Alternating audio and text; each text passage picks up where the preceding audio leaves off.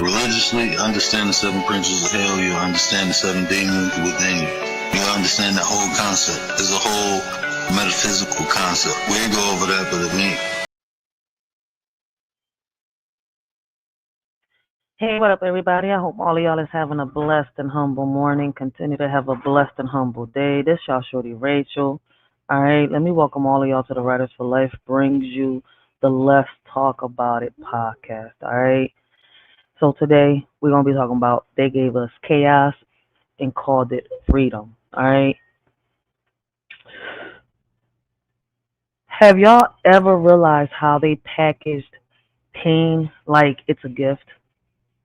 You're stronger now. Nah, I'm tired. I want to welcome y'all to episode 2 of, A Shorty Reacts. All right. We're unpacking the chaos they sold us as freedom. And we're not just venting. All right. We're building. As police tonight search for 3 suspects who robbed a man of his $30,000 Cartier watch, we're hearing from the victim. These are the men police are looking for. The 46-year-old victim, who is from New Jersey, doesn't want to reveal his identity. He says the suspects came up to him Saturday evening with a gun as he was walking on West 37th Street. I said, give me your watch or I'm going to shoot you. I told him, you're not getting my watch. He said, shoot me. Cab came down the block. I stopped the cab. I got in the car. I said, drive. He didn't move. They had me both pinned down with my arms. Went in my pocket, took my money, credit cards, debit cards, driver's license, all that good stuff. And then he snapped my Cartier watch off my wrist. The victim tells us he was shaken up by the mugging and plans to be more alert of his surroundings from now on. Well, a loud party at a senior apartment building in Detroit ends in gunfire. 4 people were shot, and there's a twist. Yeah, one of those seniors actually tackled the alleged gunman, but he's not the one in jail. Fox 2's Charlie Langton joins us live in studio. This is a very bizarre-sounding case. I tell you, and it changes from day to day. I think I just had to redo the whole script because something just changed just a couple of minutes ago. Let me explain real quick what's going on here. Here's what we know for sure. Yes, last night at the Sheraton Plaza Senior Citizen Complex, it's on Jefferson, there was a shooting. 4 people were shot. They're in stable condition today, and that's a good thing. But police said originally that it was a loud party at a barbecue. That is not true. The residents that I talked to today, as well as the family members, say the shooting had to do with a love triangle at the senior complex. Yo! Detroit police originally said that the 4 people that were shot Monday night at the Sheraton Plaza Senior Citizen Apartments on Jefferson was due to a loud barbecue, but that doesn't seem to be the case. Yeah, 6 years. I know everybody. I know what's going on. Reginald knows a lot, and he was at the shooting Monday night. So, Reginald knows a lot, and he was at the shooting on Monday night. I can't with these reporters. they really trying to be goofy as shit, but this is shout out. This is crazy, man. Listen, I thought, listen. You would have thought it would be somebody my age, probably a little younger, right? But these old heads out here having freaking shootouts sparked by jealousy, yo. You've got to be kidding me. what was the reason for the shooting? Love triangle. He said he's going to kill him, and that's what he said he's going to do. These are 60 and 7-year-old people. Yeah. According to many residents, Reginald and the... These are 60 and 70-year-old people, not 16 and 17. 60 and 70-year-old people. These are 60 and 7-year-old people. Yeah. According to many residents, Reginald and the daughter of the love focus, the shooter was upset that Johnny, a 65-year-old woman, was dating a new man in a wheelchair and in his 70s. Monday night, the shooter, in his early 70s, took a gun and shot Johnny's new boyfriend and 2 others. And when the shooter was tackled to the ground, he dropped the gun, which was picked up by Johnny, who then shot the shooter. What in the world? You didn't go to that barbecue, did you? No, I won't mess around. Reginald, is this happened here? Right here. But I wanted to see where the shooting took place. So Reginald took me to the back of the apartment complex where the barbecue was supposed to have taken place. Guys, are you guys that rowdy? No, it's grown folks over here. It's senior citizens. Hey, All right, this is where we supposed to retire. Yeah. We supposed to have a good time. Yeah. Drink our daiquiris. So in Our total, 4 people daiquiris. were shot. Y'all All beers? are in stable condition as of Tuesday. You afraid to go to these barbecues? Yeah. But that's not We- all. Are there other love triangles in this place? Well, it's a whole lot of things going on over there. Whole lot of things. I'm surprised it's the first time y'all came, right? I Lot more. Stay can't tuned, with as them, they yo. say in the business. All right, a couple of updates over here. The prosecutor. This shit is crazy, yo. These old heads out here wilding in wheelchairs and all. They're over here, skirt, skirt. Wah, wah. Pew, pew, pew, pew. That's my old lady. Didn't I tell you to stay away from her? Who you think you is? This my block. I'm 70 years old. I own this joint. Yo, I can't, like, what the fuck is going on? Yo, these old heads is shot out. So this is happening in Detroit. All right, the first video happened in New York, New Jersey, around there. All right, like, listen, the whole purpose of this live is, all right, so many people is mad about what Trump is doing. All right, they're lashing out. All right, they're talking about, you know, saying that Trump is putting out a war on black people. Not so sure. All right. I don't want nobody to get mad, but at the end of the day, this is my opinion, right? This is why I said when I started, like, have y'all ever realized how they package pain like a gift? All right. You're stronger now. Nah, I'm tired. All right. So who taught you that struggle was noble? And when did survival, right, become the standard instead of the warning sign? All right. Why do we call dysfunction culture when it's really conditioning? This ain't just about calling out those within the system. It's about calling in our power because if they gave us chaos, we're going to give them clarity. All right. It's too much of this going on. What can we do, all right, within our communities? What solutions can we bring to the table, all right?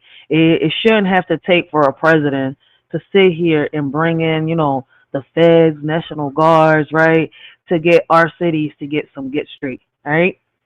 Too many of us is grown out here acting like little kids, all right?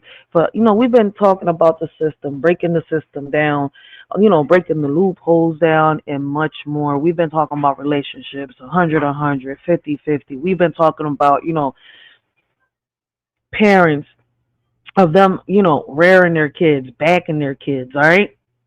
We've been talking about so many things on this platform, all right? And I want to give a big shout out to those that have hopped on this platform, right? Spoke to a shorty, had conversations with a shorty, have, you know, sat here, brought solutions to the table, and, you know, try to put ways on how we can improve not just our environment, all right, but our communities, all right, our surroundings, our homes, ourselves. Like, we have to figure ways on how to stop this before they step in. All right, it's kind of like when we was talking the other day, right? Why is it that, you know, we can't get the parenting together, right? And I'm not speaking about all of us, all right? I'm speaking in general. So if those in the background feel some type of way, look, the door's right there. Make sure you exit left, all right? Make sure you exit left, all right? Because the door's right there. Just make sure the doorknob doesn't hit you where the good Lord split you, all right? Because everybody has opinions, everybody has thoughts. You see where I'm coming from? And at the end of the day, listen, it's up to you if you let your emotions get in the way. If you let somebody knock you off your hinges, you see where I'm coming from? If what somebody says make you feel some type of way, that's not on me. All right, we're going to continue with the show. We're going to keep talking. We're going to keep raising awareness, all right?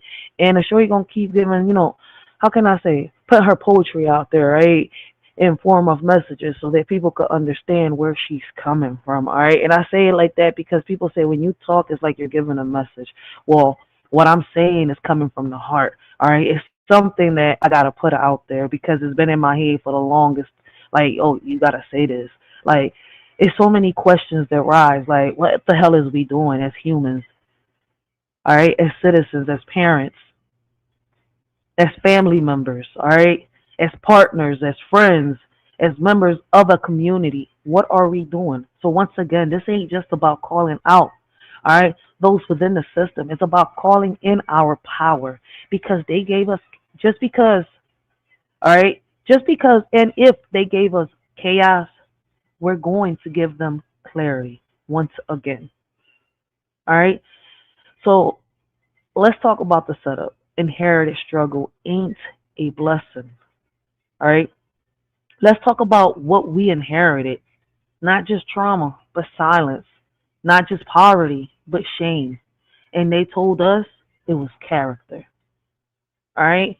I remember being told you got to be twice as good, but nobody asked why. Why the game was rigged in the first place, and who rigged it. Prosecutor has not weighed in. Now, listen, this is still a shooting, and you can't do that, whether it's loud music, a barbecue, or a love triangle. It doesn't matter what it is. You can't use your gun. So likely the prosecutor will weigh in. That has not happened before. So I do expect some criminal charges. All 4 people that were shot are in stable condition. They will survive. So any self-defense in this or no?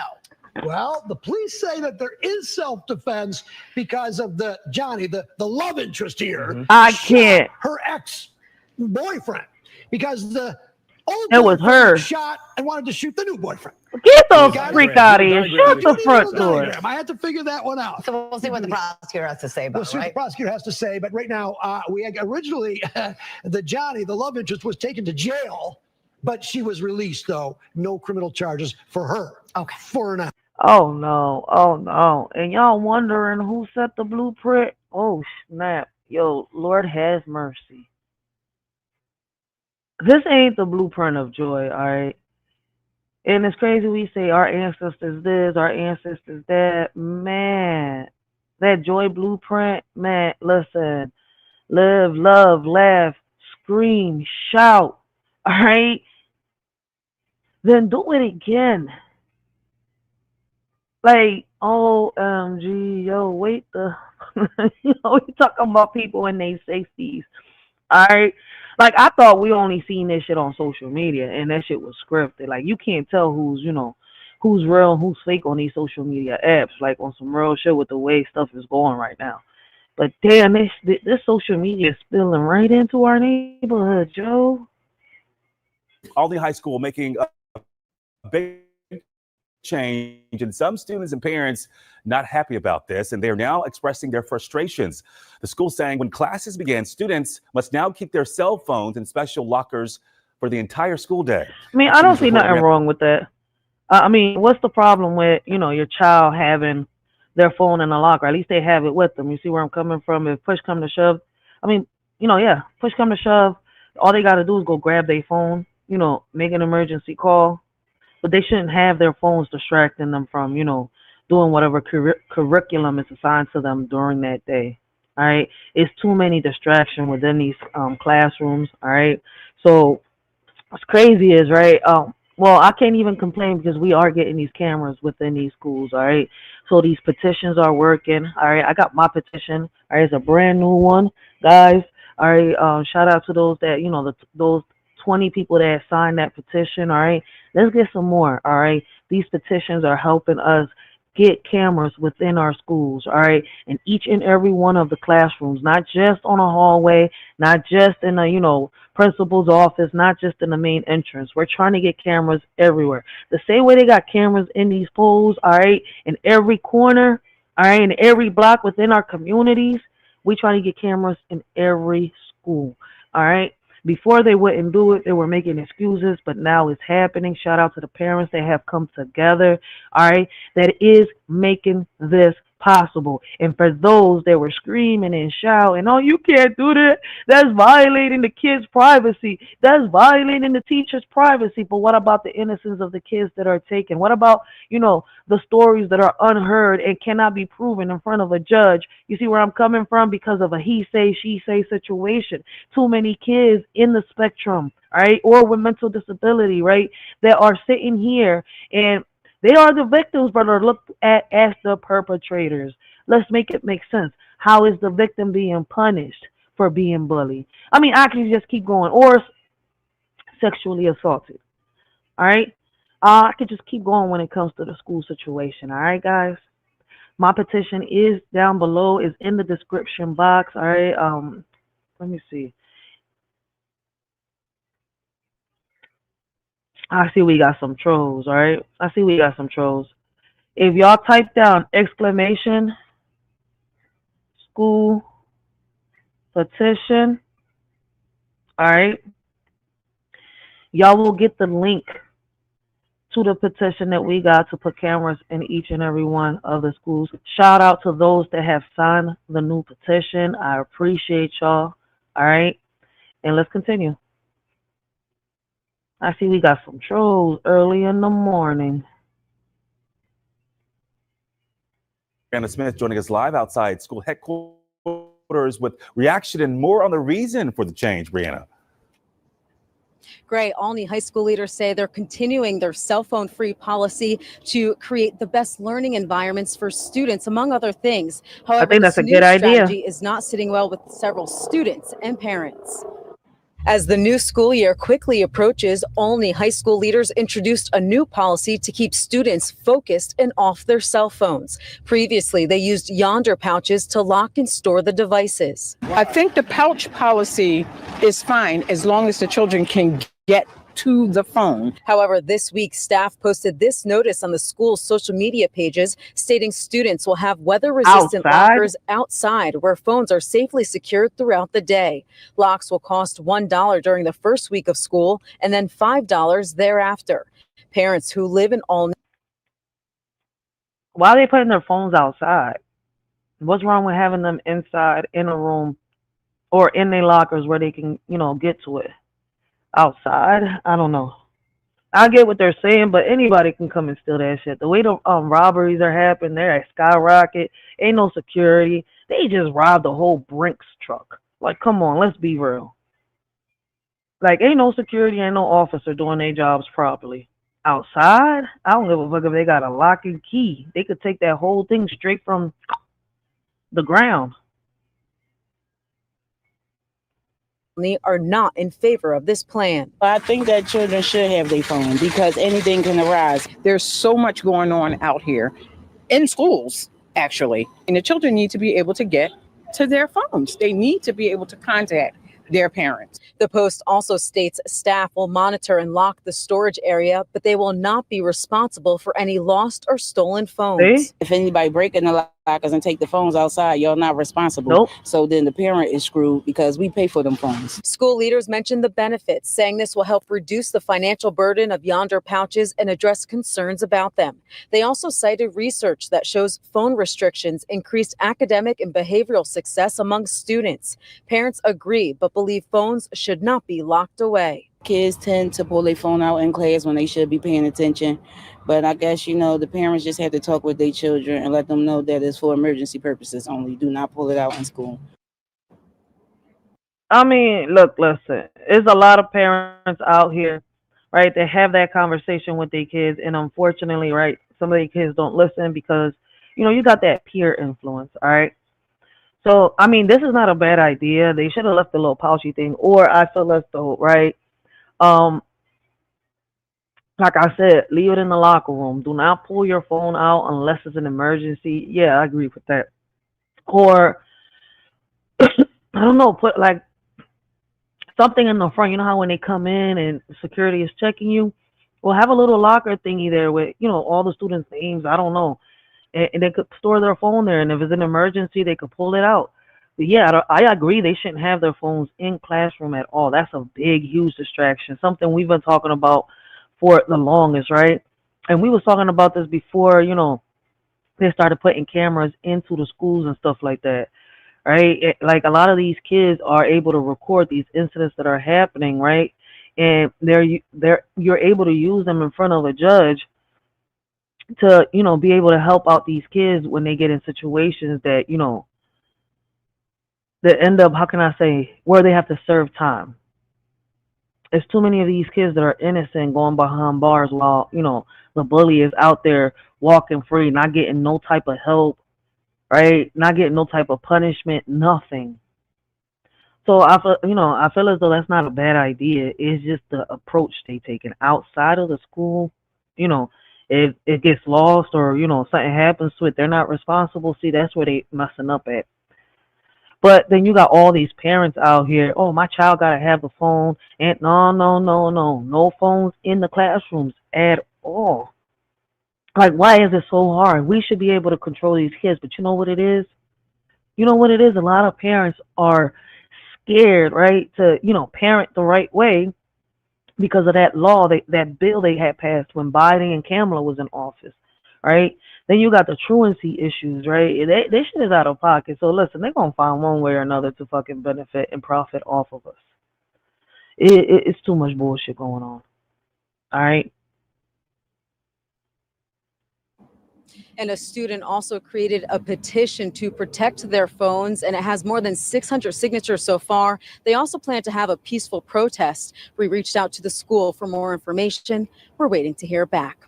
I mean, they say protest. I've seen what they protest like here in Philly, man. Protesters be going sideways. Them drones be turning into riots. And that's why I'm against it. Like, I don't see the purpose of it. What has helped? The strikes didn't help. The protesting, it hasn't helped. Ain't shit helping.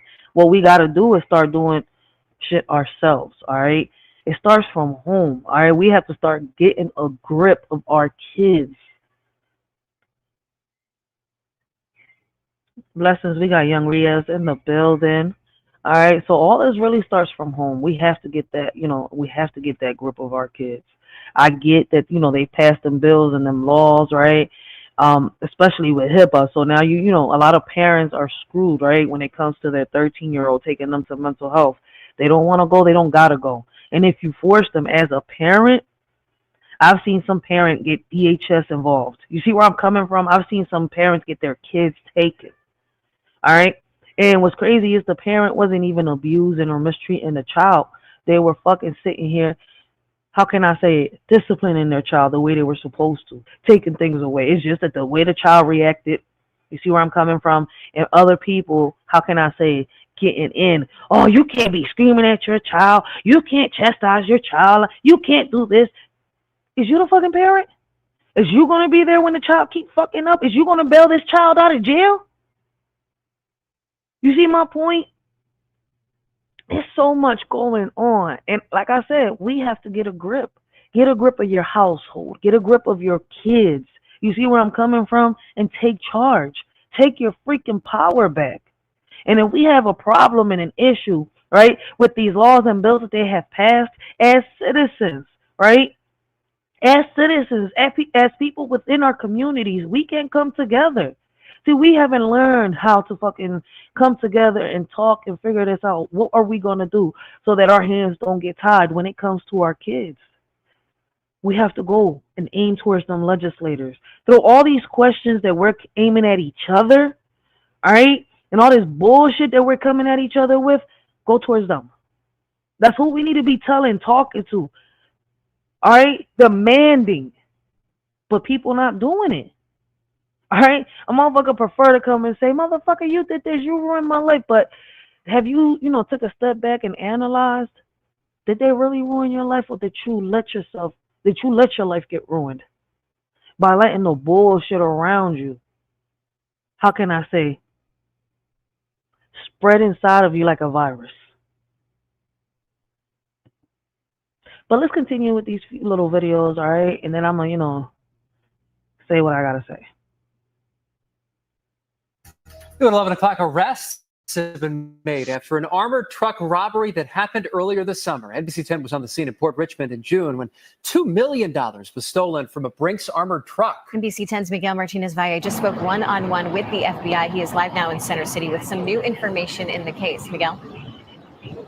Yeah, I just finished speaking to FBI Special Agent Wayne Jacobs as well as Commissioner Bethel. They say this was teamwork in making the arrest. 3 men from Philadelphia were arrested for stealing more than $2 million from that Brinks armored truck back in June. Here's some more look at the video of the scene when we were covering that story. You'll remember the armored truck robbery happened outside of a Home Depot on Castor Ave in Port Richmond around 8 a.m. on June 21st. 2 men with AR-style rifles approached the driver of the truck in an alley, made him get on the ground, and disarmed him, according to officials. While one held him at gunpoint, the other took his keys and stole more than $2 million in cash.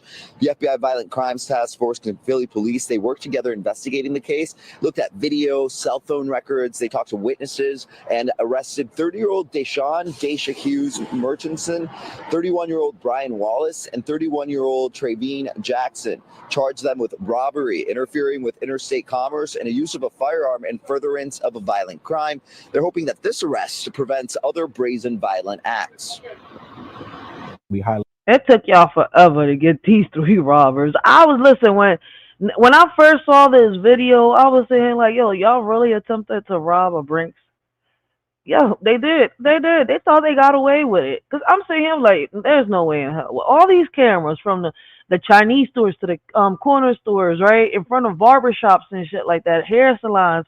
Then y'all got cameras all up in these poles left and right. Y'all telling me y'all ain't, yeah, I mean, it took you long enough.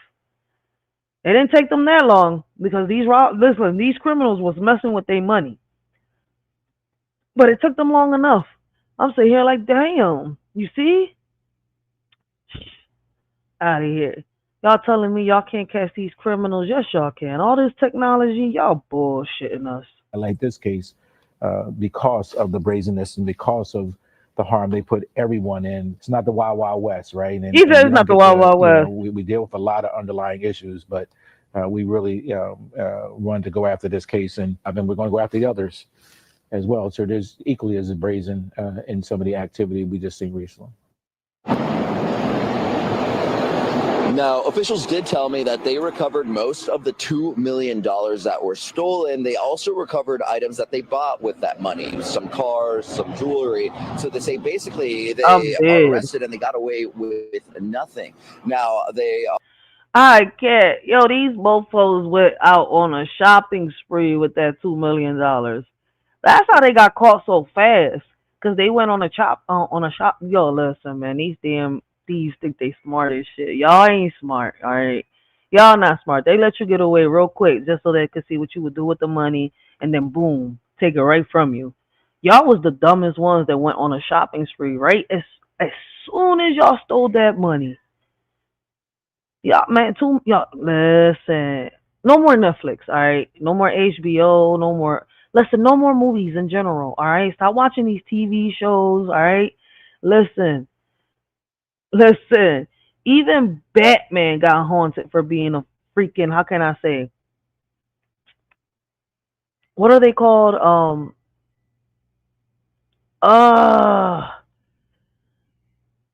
Mofos that want to get justice, you see where I'm coming from, in their own hands. I forgot what they're called. Shit, even Batman, like the cops kept turning on him, the community kept turning on him.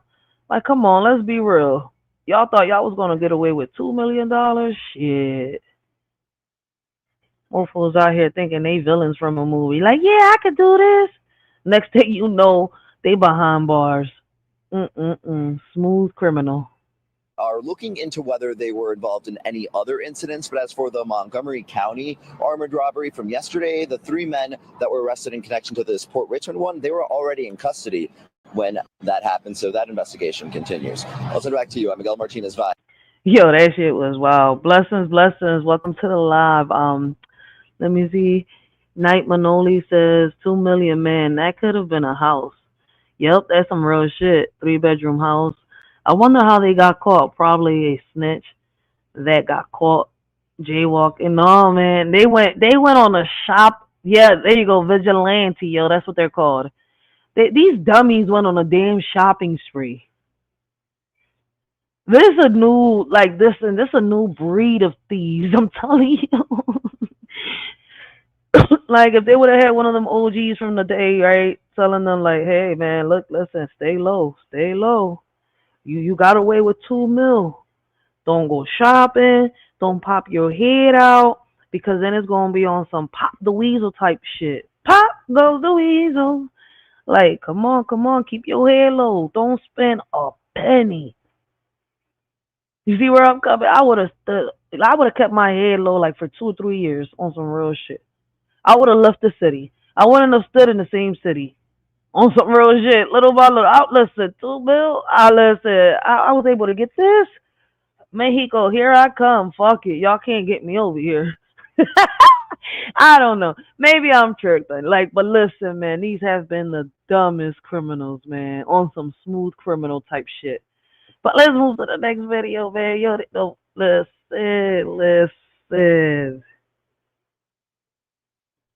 Transgender sex offender, registered sex offender, will escape prosecution after he allegedly tried to kidnap a child from a Colorado schoolyard. Now, this is due to a controversial law that is driving some fierce criticism. Alexis McAdams has the details for us. Good morning, Alexis. Hi, Dana. So, yeah, this is going on out in Colorado, right outside of Denver, where the suspect could be back out in the streets any day after the court says the registered sex offender cannot face charges. Why? Because they say he's mentally ill. There he is on your screen. Wow. That's Solomon Galligan. He's a transgender woman who now reportedly goes by Carmen. Galligan was arrested last year after he was caught on camera and accused. I want to leave Carmen here for y'all real quick, all right? I want Carmen to sink into y'all heads real quick, all right? And I apologize if I scare anybody right now, all right? If I'm giving anybody nightmares. But I want y'all to, I want this to sink in, all right? We had a live the other day when we was breaking down the system, and I don't think it was the other day. I think it was a little longer. It's been a minute, all right? It's been probably like 2 weeks already, all right? And we were, oh my God, is there a way we could bring back mental asylums? I'm not talking about just regular mental institutions like the ones we got here.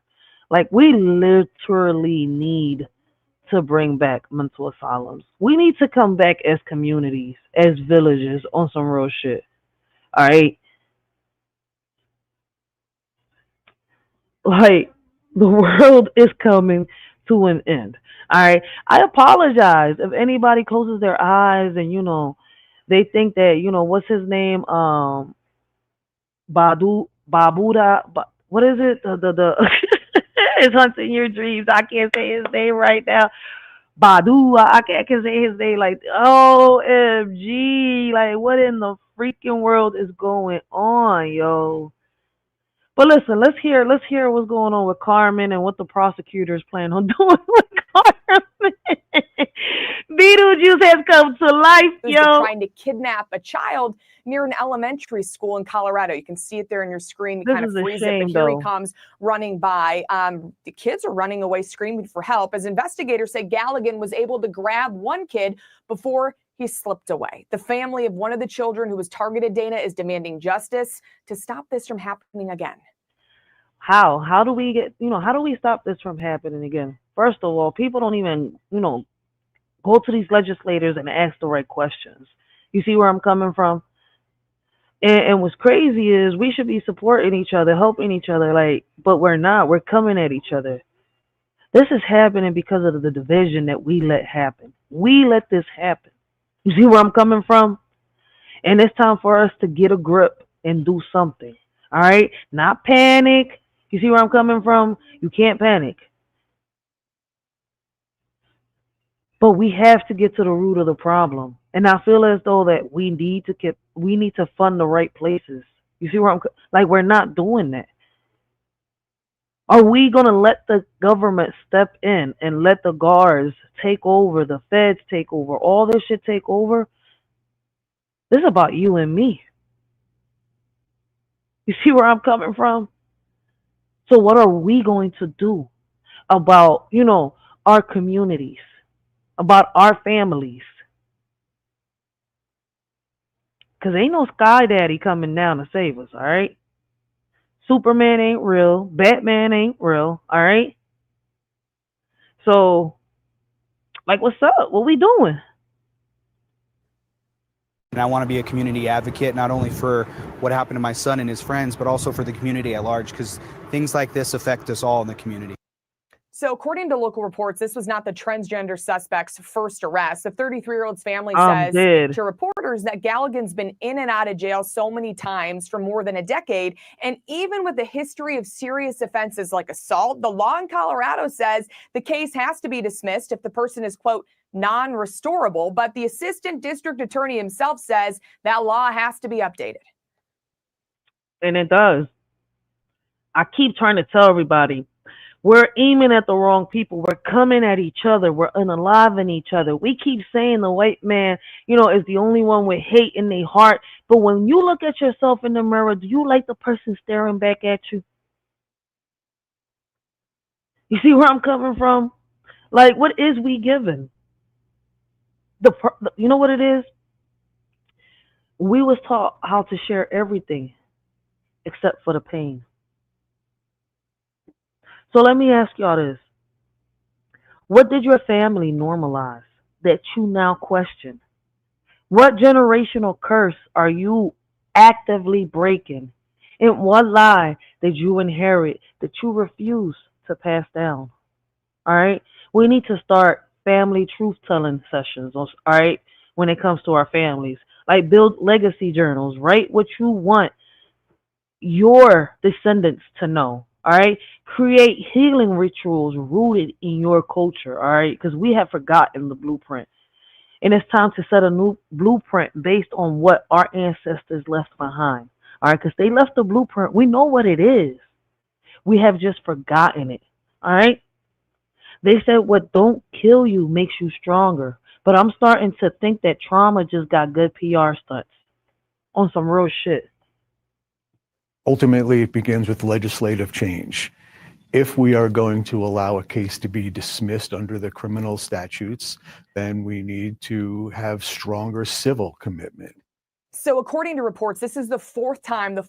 prosecutors have dropped felony charges against Galligan due to competency issues, and there's no guarantee if he will even be held long term. So we'll keep an eye on it, Dana. Wow, Alexis, thank you. Yeah. Right there in my old. That's wild. So you telling me that there's no way, right? There's no way that we could bring back, like, how can I said it right, mental asylums, all right? Not just have regular mental institutions. They ain't doing shit, all right? Jobs, prisons are supposed to, rehabilitate a person, all right? They're meant to, be used to punish a person, but are they really doing that? I feel like when you look at these prisons, like, it's like, it's a combination of, like, when you watch Batman, the asylum and the prisons in Batman on some real shit, Gotham City. Like, it should be separated. So that way people could worry about the prisoners, give them, the proper help treatment that they need, right? And those that, they can't really get to, they have a hard time, they need to bring back the mental asylums, all right? And if our issue is worrying about because of what they used to do back then, well, we know what they did back then, all right? We know about the laws, we know about legislation, we know about all this shit. So the question is, what are we going to do about all this to make it work? How do we go about it? And guess what? It's not going to happen like this, all right? A lot of us have woken up too late. Those that have woken up have been trying to wake up the rest. You see where I'm coming from? Like, as crazy as it sounds, all right? But that's how it is. Let me see. Oh, shit, that's Pretty Brown Eyes. Blessings, we got Pretty Brown Eyes in the building. How you doing? Welcome to the live. I appreciate for the support. She said, listening while sleeping, I can't, I'm dead. Yo, she on some vampire type shit. Wait a minute. We got the villains from Gotham on the TV and Pretty Brown Eyes on her vampire bag right now. She said, listening while sleeping. Yo, I can't wait a minute. Okay, listen. She threw me off with that one. But big shout out to Pretty Brown Eyes, yo. I had to look at it. I was like, wait, listening while sleeping. I was like, wait, can you hear while you sleep? Yeah. She must have just woke up. But big shout out to Pretty Brown Eyes. Appreciate the support. Nightman, LOL says, that's how you say his name. How the heck did they catch a cartoon character? That guy doesn't even look real. Listen, This guy looked like he came out of a episode of Beetlejuice. And he's out here just trying to, claim some souls and shit. Like, tell me he don't look like he came from an episode of Beetlejuice. Go back, rewind the video. Man, look, hold on. We ain't got to rewind shit. Let's do that. Y'all not telling me that one of Beetlejuice clones came to life? And they named themselves Carmen. Like, where in the world is Carmen San Diego now? We need to go find her and let her know this boy right here disrespecting her, yo. For real, for real. Yo, but let me move on to the next topic. I can't. Wait a minute. I can't. Yo, wait. I was supposed to be a little serious this morning, man. But see, yo, they said listen, they said what don't kill you, right, will make you stronger. But I'm really starting to think that trauma just got a good PR stunt when it comes to the news and shit like that and social media. Yo, I can't right now. I gotta charge my phone. Damn. Let's move to the next one, yo, because this shit out of pocket. All right. Now, we're about to hit, the DC mayor, all right, Bowser changes her tone, right, when Trump gets real. This morning, So let me see. DC Mayor Bowser changes her tone on Trump as crackdown ramps up. All right. And this is what I've been trying to say. Like, why does it have to take for the president, right, of the United States, for which of you don't know, like, he has the power to do all the shit that he's trying to do. People keep saying that he can't. But on some real shit, he can overrule a lot of shit. But anyways, that's a live and a topic for another day. All right. But, a lot of y'all ain't gonna really understand, but those of you that do understand, y'all get what I'm trying to say. All right, YouTube will censor me for saying certain stuff, so I have to find a way to get around what my thought is and not say the actual thought. All right, that's how I lost the channel before. All right, but on some real shit, man, what is we doing? All right, the crime is rising. They're saying that it's not. Right, and Trump may have been, extra on, saying that at Washington D.C. the crime is rising, which is not. When we did our last live, right, we showed y'all that Memphis, Tennessee, and am I gonna say it right? Louisville, Missouri. I hope I said it right. Are the two cities, right, with the highest murder rate and crime rate. All right, then come all the others. So for him to say Washington, D.C. has the highest murder and crime rate, I think he was being extra. I'm not sure if Trump is trying to start this, off where where he's from, where the White House is at, right? Start there, then we go off in every other city. I'm not sure what his angle is, all right? People are saying that he's, starting a war on black people. I don't know. This is what I do know is that we do need to get our shit together when it comes to our communities. We need to get in touch with our legislators, all right? Whoever the mayor is, the governor, the senator, Congress, all that. You need to find out who they is and, get together with them and work a plan out on how we're going to, lower all this shit, all right? And make our, communities better. Stop the graffiti, stop the gun violence. All right, something we've been working on for a minute, all right? Because at the end of the day, on some real shit, I could sit here, right? Don't follow Trump because it's a mess. Oh, shit, that's Real Spill. We got Real Spill in the building, man. Shout out, blessings to Real Spill, man. Somebody, who's this? Samsung? I'm like, oh, shit. Like, wait a minute. Samsung, like, is in my galaxy? Shout out to the name. Yeah, that was real creative. Them need to go along with the program. Democrats are going against everything, man. They even opposing what they're trying to do here with SEPTA in Philly, man. We need to figure this shit out because they're about to fuck over West Philadelphia. West Philadelphia is going to suffer the most if they take certain routes away, all right, here in Philly. Listen, I know I'm from North Philadelphia. I love my whole city. But, man, we have become nothing more than just puppets with strings attached to our backs, yo. All right? Like, listen, man, y'all wanted a celebrity for a president. Y'all got it. All right. So now we have Hollywood come to life. And then listen, let's not forget, man, the Pentagon sits here and pays a lot of these movies that we watch, all right? They listen, you know what? That's a topic for another live, because most of y'all will not even understand where I'm coming from. Y'all be like, the Pentagon? What does the Pentagon got to do with Hollywood? Who, if y'all only knew where Hollywood got the funds from. But let's continue. Oh, listen, I don't have a president until we have a president that's for us, the people. All right? A lot of people's like, become Mayor Ray. I was like, y'all see how y'all treat Sherelle Parker? Y'all got me fucked up, man. Welcome to Philly, baby. Shit, if I was in Sherelle Parker's shoes right now, I'll be like, God damn you motherfuckers, I quit. I got y'all all these programs, and now y'all want to fuck with me, go on strikes, try to talk about I need a higher pay wage. But what about all these funds y'all ask for the kids, the summer programs, the schools? I'm going out my way trying to get these streets fixed. Oh, and she is. And she really fucking is. But they're like, fuck you, Sherelle Parker. You can't even spell Eagles. We can't forgive you. You misspelled Eagles and made Philly look like... No, bitches, y'all making Philly look like shit, all right? I'm sorry, but listen, out of all the mayors we've had in Philly, listen, she got on her job. And I'm not saying I trust her, all right? Listen, I don't trust a politician on, as far as I could throw. Only as far as I could throw them. All right. But I gotta give this lady her props, all right. But I'm cracking the fuck up. We've never had a black mayor, a black woman mayor. And we finally got this black woman mayor. Fuck that bitch. She ain't wanna raise our wages. So now fuck that bitch. That's how y'all be in Philly, yo, on some real shit. I'm like, damn. And y'all want me to be mayor?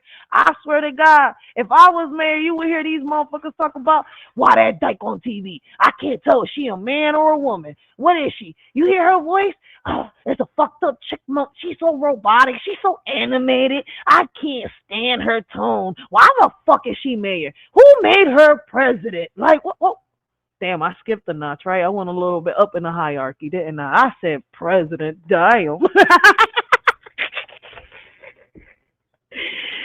Yo, listen, man. Welcome to Philly, baby. Oh, some real shit, yo. Man, I had to, man. We is too serious with everything, man. I had to put a little humor in. On some real shit, and that's how it be, yo. No, this live wasn't over. I just had to put some poetry in the air, for real, before we get this joint started. All right? Because now, we're about to listen to what they got to say about the D.C. Mayor Bowser, my bad, Bowser. Wait, how do you say her name? I swear to God, I'm saying Bowser, like from fucking, Mario and, no, wait, is it Mario comes out, Bowser comes out in Mario, right? Not Donkey Kong. Yeah, fucking Mario, shit. Luigi and Mario. Like, is it pronounced Bowser? Like Bowser from Luigi and Mario, or is it Bowser? Listen, whatever. All right, Mayor Bowser. Is it Bowser or Bowser? Whatever. All right, changes her tone. Get it together, Ray. I can't read. All right, right now I'm in special ed. Fuck it. A special ed shorty in the building. All right, D.C. Mayor Bowser changes her tone on Trump as crackdown ramps up. Like, shit. So, let's talk about media gaslight. All right, let's get serious real quick. All right, no more joking around. If it's possible, man, fuck that. I can't promise that. All right, who's writing our story? Let's talk about the media. They don't just report, all right? They distort. They turn our pain into ratings and our kids into villains.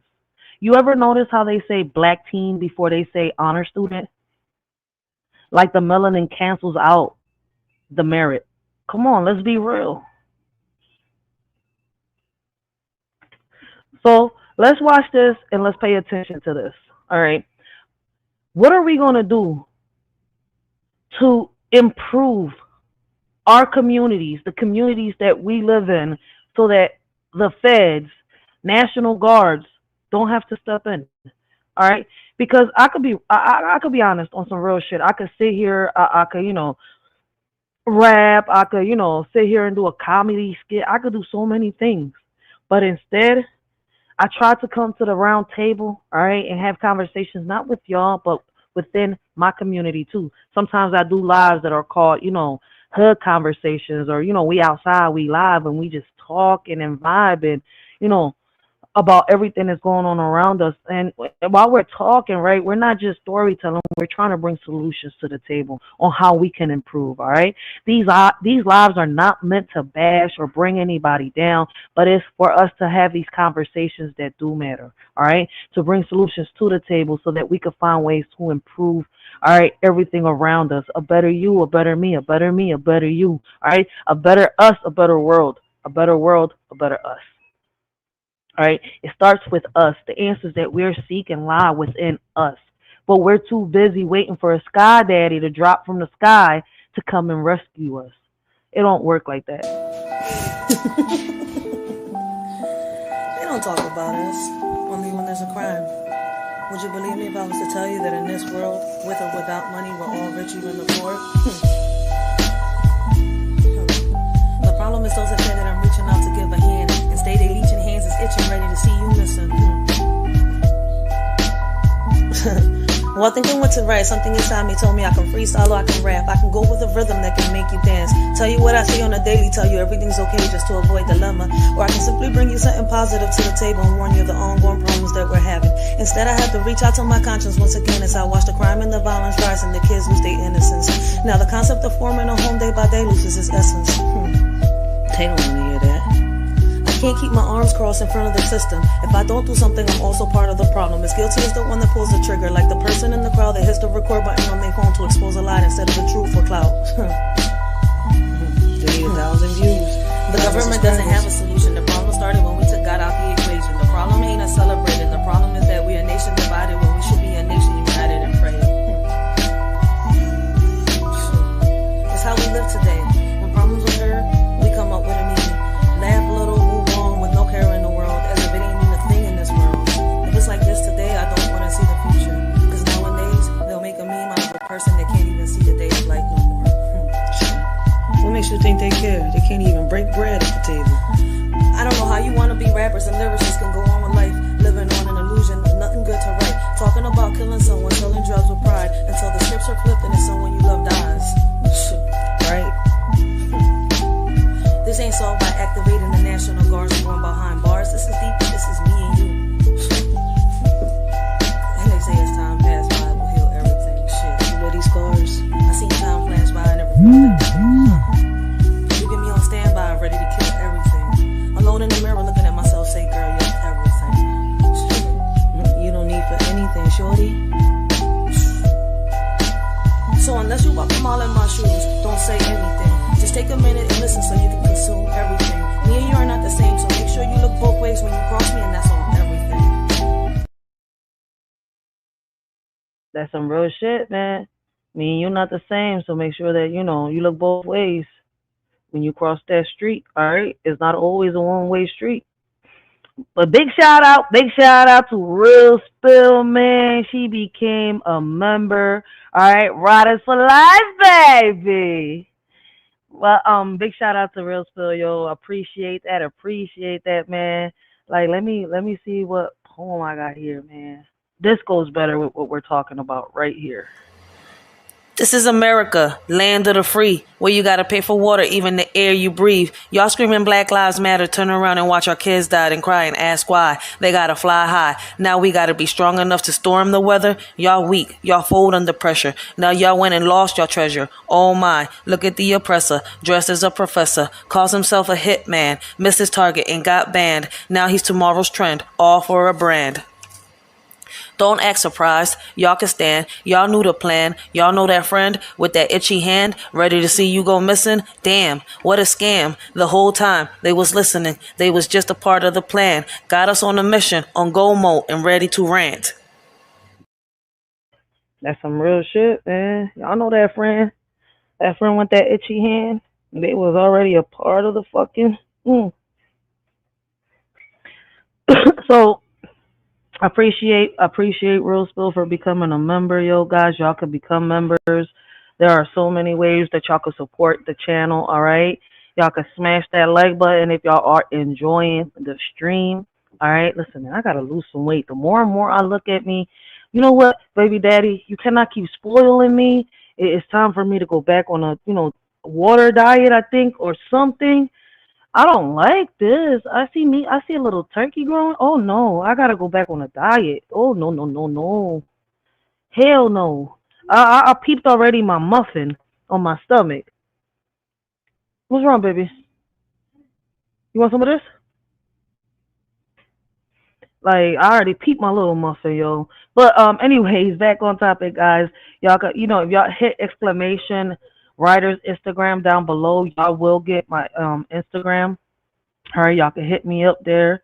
Y'all can purchase merchandise from a shorty. All right. DM a shorty. Did I write it right? Nope. Hold on. I'm about to write it down for y'all. All right. So when y'all type down exclamation writer's Instagram, y'all will get. Did I write it right? Yeah. Y'all will get the link to my Instagram. Y'all can DM a shorty there. All right.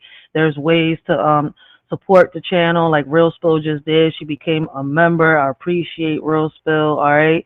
Shout out to Real Spill. But I know that by next summer we're gonna bring you have to be a member in order to be a part of the giveaways and the games that we do here on this channel. All right. And the giveaways, it'll be Writers for Life merchandise, whether it's a hoodie, joggers, all right, shirts, caps, whether it's merchandise from our third party sponsor, which is Sweetwoods. I don't know if y'all smoke them earthly goods, all right? We got the Good Times Sweetwoods. For those of y'all that don't know what that is, that'll be, all right, we got the hoodies and much more out here for y'all, all right? So just hit a shorty up and let her know what y'all interested in. All right, those are ways to support a shorty. If y'all hit if y'all type down in the chat below exclamations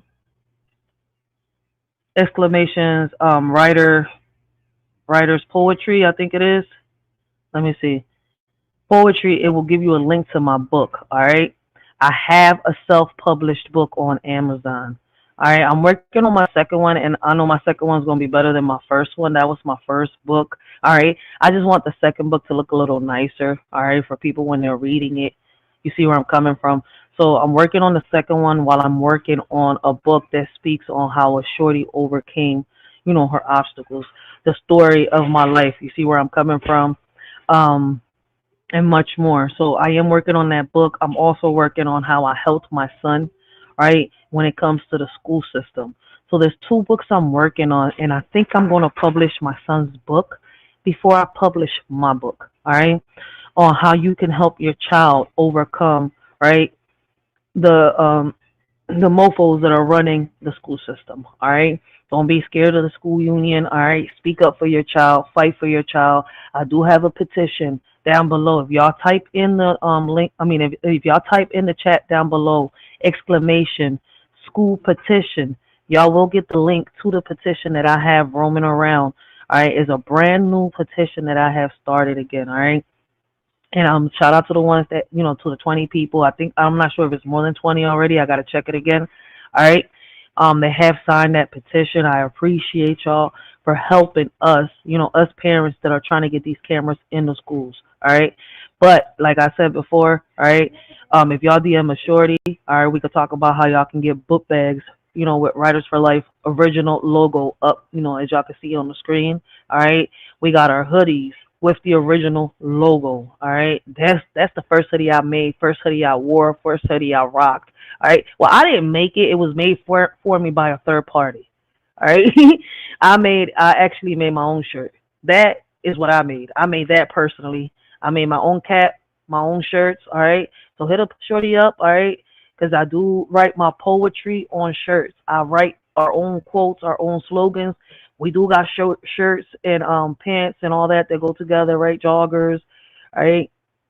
So hit a shorty up if y'all are interested in any of the Writers for Life merchandise, all right? We got beanies, like I told y'all, joggers. These are our brand new joggers right here. These are the new ones that go with the hoodies. All right, as y'all can see, it's 2 different joggers. All right, and one goes with this one, while the other one goes with the, you know, we building caskets up in this bitch. All right, rest in peace. Hashtag predators. Yeah, we build caskets for these predators up in this joint. All right, so just hit a shorty up. Let her know if y'all are interested. These are different ways to support a shorty. All right, you got the super chats. All right, if y'all type down and a link down below, all right, y'all could donate anonymously to a shorty through Cash App and PayPal. All right, just type down exclamation PayPal, exclamation Cash App, or exclamation donation, exclamation donations. All right, or donate. But let's get back on the video. All right, shout out to those that are, you know, supporting the shorty, becoming members, and much more. That is appreciated. Like, if y'all have enjoyed the stream so far, smash that like for a shorty. Right, the dislike is there for those that don't like it. All right, but what does matter for a shorty is if y'all share the video. All right, that right there, that matters more to me than a like or anything else. So if y'all can share shorty's video, help us bring awareness. Let's talk about it. All right.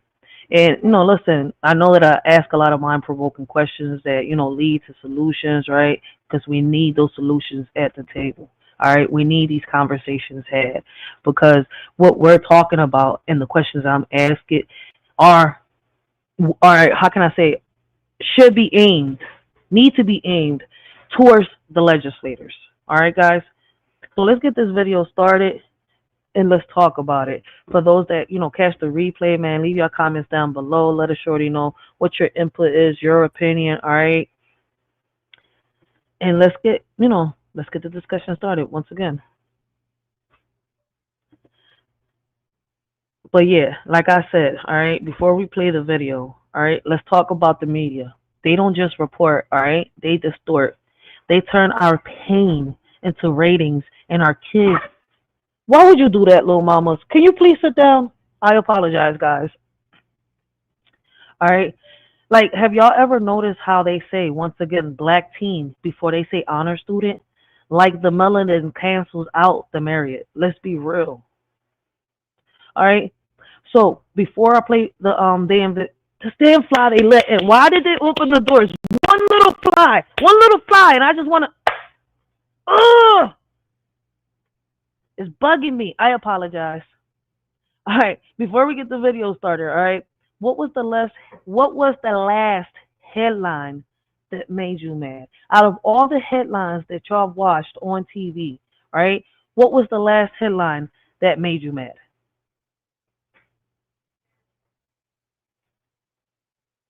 There are new images of President Trump's police takeover rolling out in the nation's capital. FBI and DEA agents, some wearing masks, bulletproof vests, seen patrolling the streets of Washington, D.C.'s Georgetown neighborhood. And that Trump move is coming all really into clearer focus. Just as it is becoming into clearer focus, it's also raising new questions of which city is next. So first to D.C., the National Guard were seen at the Washington Monument. As well, we've also seen law enforcement personnel with the Department of Homeland Security and the U.S. Marshal Service taking part in traffic stops, and U.S. border agents on patrol at D.C.'s Union Station, the major hub for train travel there. All of this part of the president's crime crackdown, he says, in that city, a city he's tried to portray as being overrun by criminals, despite, again, the statistics and what the math and numbers say, which is the city has seen a 26% drop in violent crime from this time last year.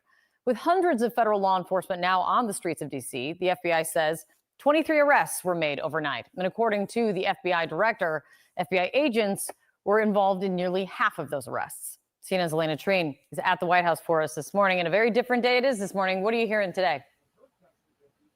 Yeah, I mean, as you mentioned, Kate, we have now really seen this ramped up presence of federal law enforcement in the streets and really at these high trafficked tourist spots. That is what we're hearing from our conversations with people here at the White House, where they want these federal law enforcement agents to be focused. So you mentioned we saw the National Guard. We actually saw 5 armored personal carriers near the Washington Monument on Tuesday evening. This comes after the National Guard had came in on Tuesday. But then, of course, you showed those images of people in the streets in Georgetown and all of these areas that we know where there's a lot of traffic, not necessarily, though, the areas we know where crime is the highest, places like Anacostia and others. And we've heard some criticism of that approach. So we're going to have to see really how this all continues over the next 30 days, because that is another key question, of course, is how long are we actually going to see this, and how effective is this going to be, this entire federal takeover?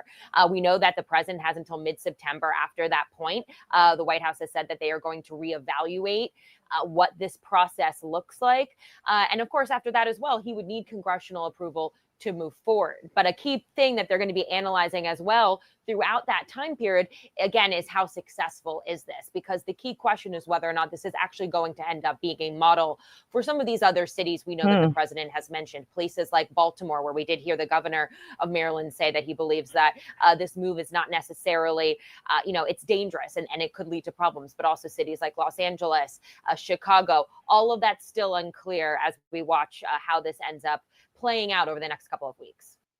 So let me ask y'all, do y'all believe that if Trump turns all the police feds, it will go sideways? I mean, it's crazy as it is, because we got a lot of corrupt cops, and the feds is worse than the police, right? Would it help is the question, or will there be severe consequences behind doing this in every state? All right, because they're saying that the crime is lowering, but in reality is not. As you can see from cities, from Tennessee to from Memphis to Detroit to Philadelphia to New York and more, right? The crime is rising, the murder rates is rising. Listen, I don't know what the hell is going on with these media reporters, right? I don't really trust them, because it's funny as shit how they focus on certain crimes, right, instead of every crime. There are crimes within the city that happens that are more serious than the ones that they report, but they'll go to the smallest crime and say, oh, this is, there's mass shootings here, but how about over here? How about over there? You see where I'm coming from? Y'all isolate these crimes. So it's kind of like, listen, we already know that they're puppets. They get paid. You see where I'm coming from, especially to twist it up. So the media, I personally don't believe it. Now, if I see somebody pull their phone out and they're recording some shit live, I'm like, oh shit, yeah, now I know that shit actually happened. But it's funny how you see certain people pull their phones, go live, and that shit don't even hit the news. Like, it's weird as shit. You see where I'm coming from? So, I mean, we know everything is about capitalism. But it doesn't excuse us from making the excuses that we're making on how we can improve our communities. We say we want this, we need that, but then when we get it, we push it to the side and we're not appreciative, all right? And I'm just speaking on general, all right? I'm not speaking about everybody. If the shoe fits, wear that bitch, all right? And if it doesn't, apply, hey, let it fly. On some real shit. It's too, look at how we're sitting here degrading ourselves, all right? And not everybody, I'm just talking like that, and I'm saying it in general, all right? Doesn't mean that, I'm doing that, you're doing that, all right? But if the shoe fits, wear that bitch. Once again, all right? I'm not here to offend or bash anybody, but I'm here to call out the bullshit. Like, I see a lot of females get mad, right, on social media about this welfare snap shit, but in real life out here, the ones that I see, worried, I don't see them coming on social media snapping. I see them on try to find ways like, okay, even the ones that, are up, like, you see where I'm coming from, that actually do need the support, right?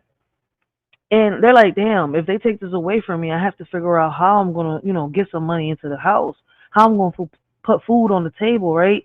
Because I'm not going to get the support anymore, even though I need it, because I'm really, fucked up after this accident. You see where I'm coming from? I've seen kids with autism trying to get off their ass just to help their mama. And they say kids don't know shit. They don't know nothing from sex. They don't know shit from, the transgender community. They don't know nothing about celebrities. They don't know nothing about what's going on social media. Yes, they do. They're not stupid. They're not slow. They're not dumb. They know when their parents are going through something. All right. They know when, their auntie is lying to them. They know when their neighbor is talking bullshit. They know what neighbor is getting high on crack on the low. You see where I'm like, they know before you even catch on to it. These kids is far from stupid, far from dumb. All right? And instead of bashing them and bringing them down and pointing the finger, oh, they're the reason why the crime is violent. The crime and the violence is rising. No, who set the blueprint? All right, I understand where people are coming from, but at the end of the day, kids committing these crimes and knowing what they're doing is not going to stop until the adults stop too. Because who do you think set the blueprint? And it ain't the blueprint that our ancestors left behind. It's a whole new blueprint that is being set, that is being written. All right? So how are we going to change the blueprint that's being set? We're the parents. All right? We got to get a grip of this.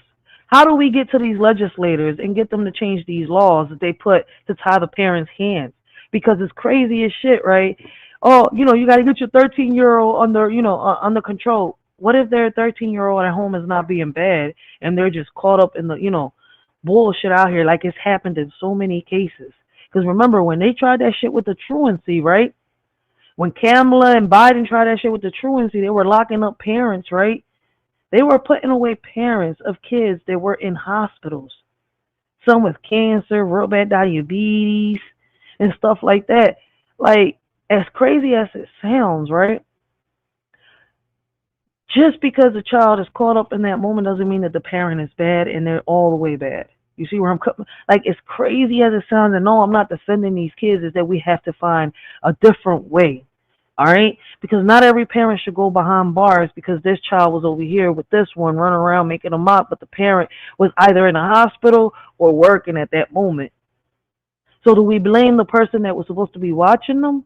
Or do we blame the child? No. At 13 years old, this child knows from right from wrong. All right? If he's made more than 1, 2, 3 mistakes, then I don't have a problem. Hey, put them in juvie. But the way shit is nowadays, it's kind of like, I don't know if y'all remember when I went on live and I was, talking about this case about the mom, that didn't help her child. She just, boom, her child got unalived on the way to prison. She didn't even fight for her child.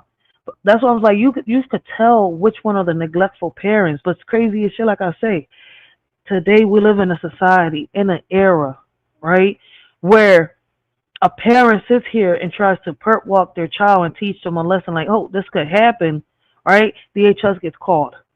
A parent, right, is trying to discipline their child and they raise their voice a little bit. DHS gets called. A parent sits here and pops their child. They don't whoop their child, they pop their child. DHS gets called.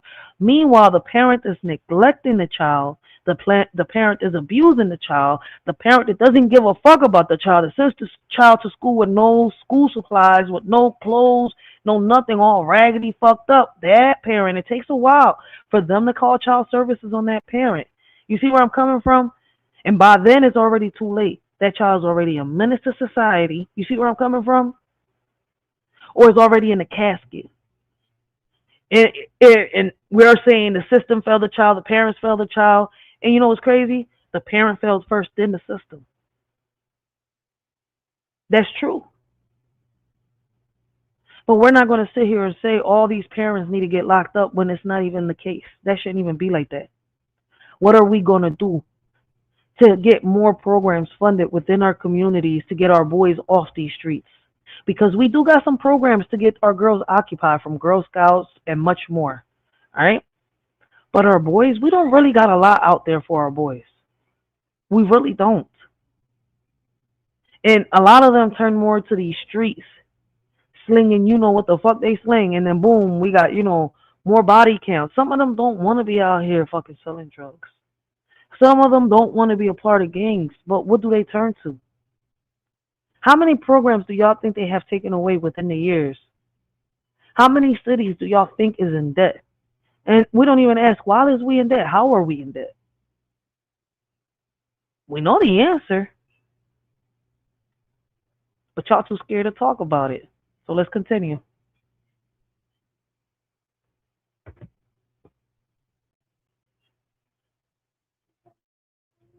Yeah, I mean, Wes Moore, the governor of Maryland, not mincing words on what he thinks about it, also having served himself. DC's mayor, she has been watched very closely on how this is rolled out. She's in a different position than other mayors are, given DC's status.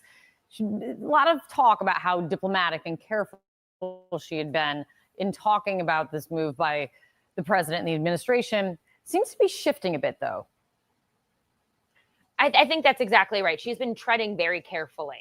She's been very careful with her rhetoric. We've really seen that over the last week. I mean, when the president first announced that he had plans to do some of this, or even just wanting to bring in some federal law enforcement in the first place, it took her 5 days initially before she actually spoke out about it. And then even after he had made this announcement on Monday saying that he was going to be using the DC Home Rule Act to really have this takeover with federal agents, she still tried to argue that perhaps, it might be good to see people in the streets, while also noting that this move was unprecedented. But then yesterday, she did change her tone a bit. Listen to what she said.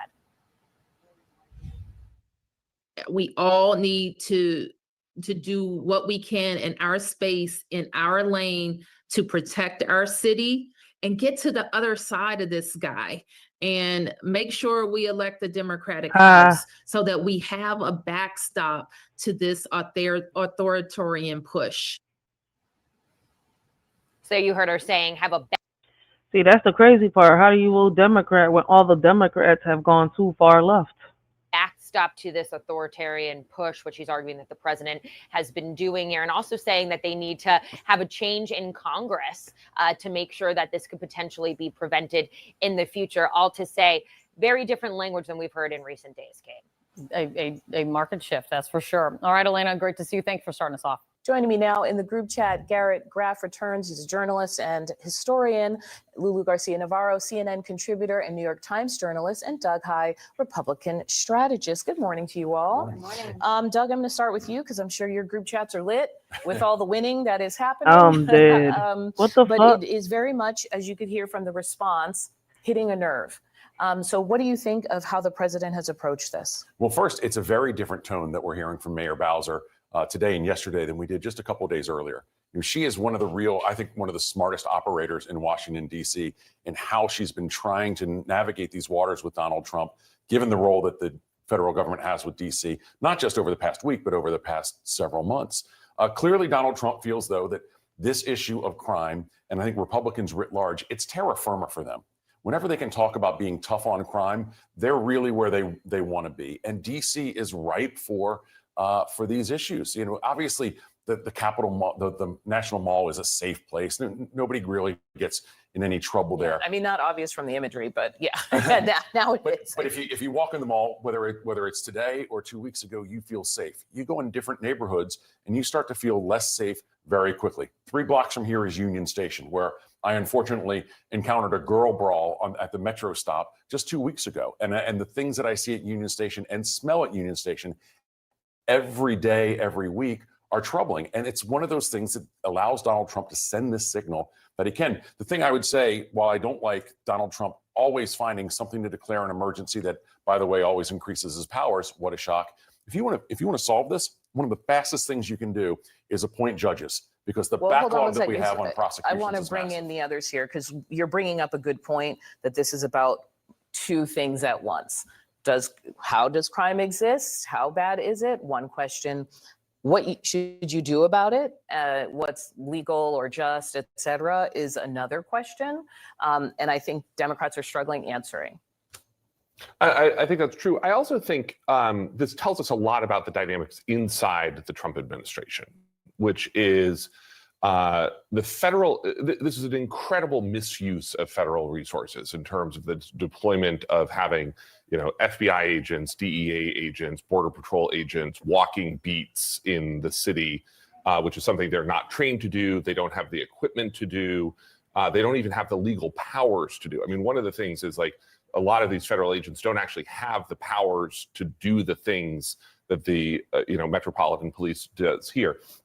And so it's interesting to me that someone like Kash Patel, the FBI director, is unwilling to say, actually, I have a really good plan for addressing crime in DC. Let me surge agents to a violent crime task force, to a fugitive task force, to a gang task force and let the FBI agents do the things that they're supposed to do. And he's willing to let his agents be compromised for a political stunt.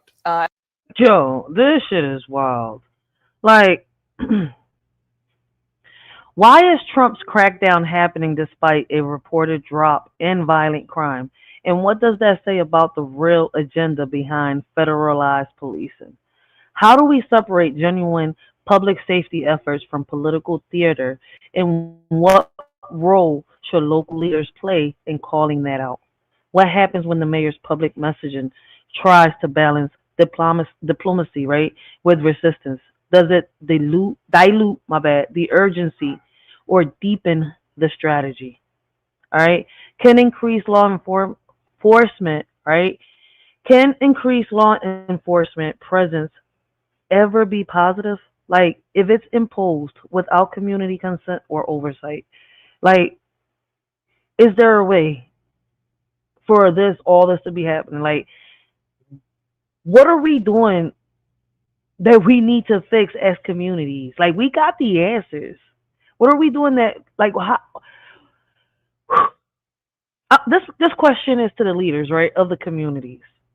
All right, and like, from one leader to another, right? How are we failing our communities, and what can we do to improve our communities? All right. Like, what would a community-led safety model look like, right, in DC, and how can residents build it without, how can I say, federal interference? How can faith groups, activists, and local leaders unite to push back against, how can I say, authorization tactics while still protecting their neighborhoods?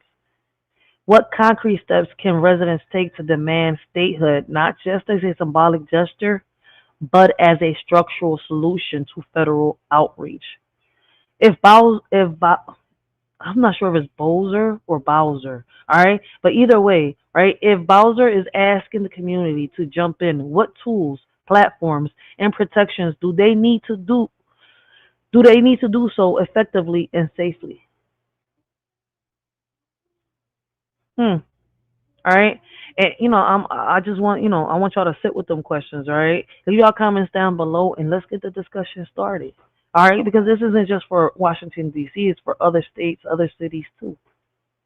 Especially for the people that are asking, how can they stop that? What can they do for that not to, happen within their city?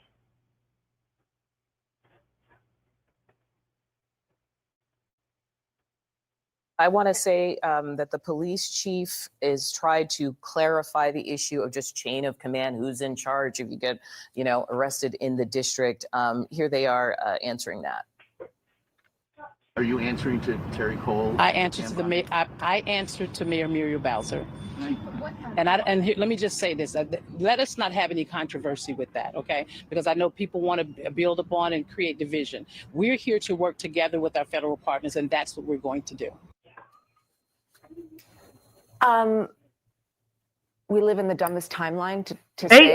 Did she say the fact? Yeah. The president who is deploying federal forces on the streets of their capital city and meeting with their enemies for a listening tour. I'm talking about Vladimir Putin. Shows how unserious this is to tackle what is, of course, a problem in every city across the world where you have many, many people together. There's always going to be crime when you're talking about girl brawls, which I've seen too. We should have maybe better social media policies and better money for schools, not take away $1 billion from the DC budget, instead give money to schools to help children. And I'll also say that I live in DC in a historically Black neighborhood. And last night, there were helicopters whirring over my head. I'm a former war correspondent. I've spent many years in conflict, and I never thought that this would be something that I would feel in an American city, other than, of course, on January 6th, which was, of course, as we know, the biggest episode of crime in the city. DC is a city where last year alone, it had the highest rates of tourism. I think historically, over 24 million people came to this city. People did not feel unsafe. And so this is a solution without the kind of problem that Donald Trump and his administration is presenting it as. Yo, what's happening? It's your boy Papa Doug. We'll get to you in 1 minute, boo, okay? We'll get to you in 1 minute, all right? Give me 1 second, boo. I got you. I got you. I got you, boo. All right. So, do y'all believe that what Trump is doing is going to be a solution, or do y'all think it's going to be severe consequences behind it? Will it help the cities? And if so, what can we do, right, within our cities, right, to improve the issues that we're having from the gun violence, all right, from the crimes? Because what's crazy is, right, if the feds come to your city, all right, there's going to be issues. They're going to be walking everywhere. All right, and what's crazy, like in the city of Philadelphia, you see drug dealers in every corner. All right, then you see these little kids out here pretending to be hustling. You got the homeless almost everywhere. All right, you got the addicts already infiltrating. They left Kensington. They're not just in Kensington. All right, they're in the parks. They're in our neighborhoods. They're everywhere. All right, so now the needles are not just seen in the parks and stuff like that, like they was a few years ago. We were just complaining about that a few years ago and what we can do to stop, from the needles being there, the condoms, all that stuff. Because you like right here in Old York Road in Philadelphia, right in North Philadelphia, right towards Huntington Park, you got at this time right now, right, you got all motherfuckers out there that they be selling their ass from the females to the males. All right, I'm gonna say it like that. You got so much happening. You got the kids out there doing the graffiti, doing their little thing, the adults doing the same thing. You got so much happening within these neighborhoods. Like, would it help? Would it benefit? Or would it create more chaos? All right. So before we go into Papa Duck, all right, who's telling your story? And do they deserve that power? What would your headline say if you wrote it? What's the last headline that made you mad? All right. What if we could start community storytelling projects, support independent Black media, teach youth media literacy, decode the spin? All right. Because what's crazy is media be like, he's no angel.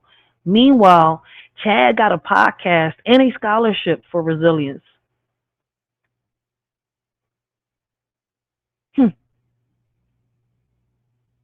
Right?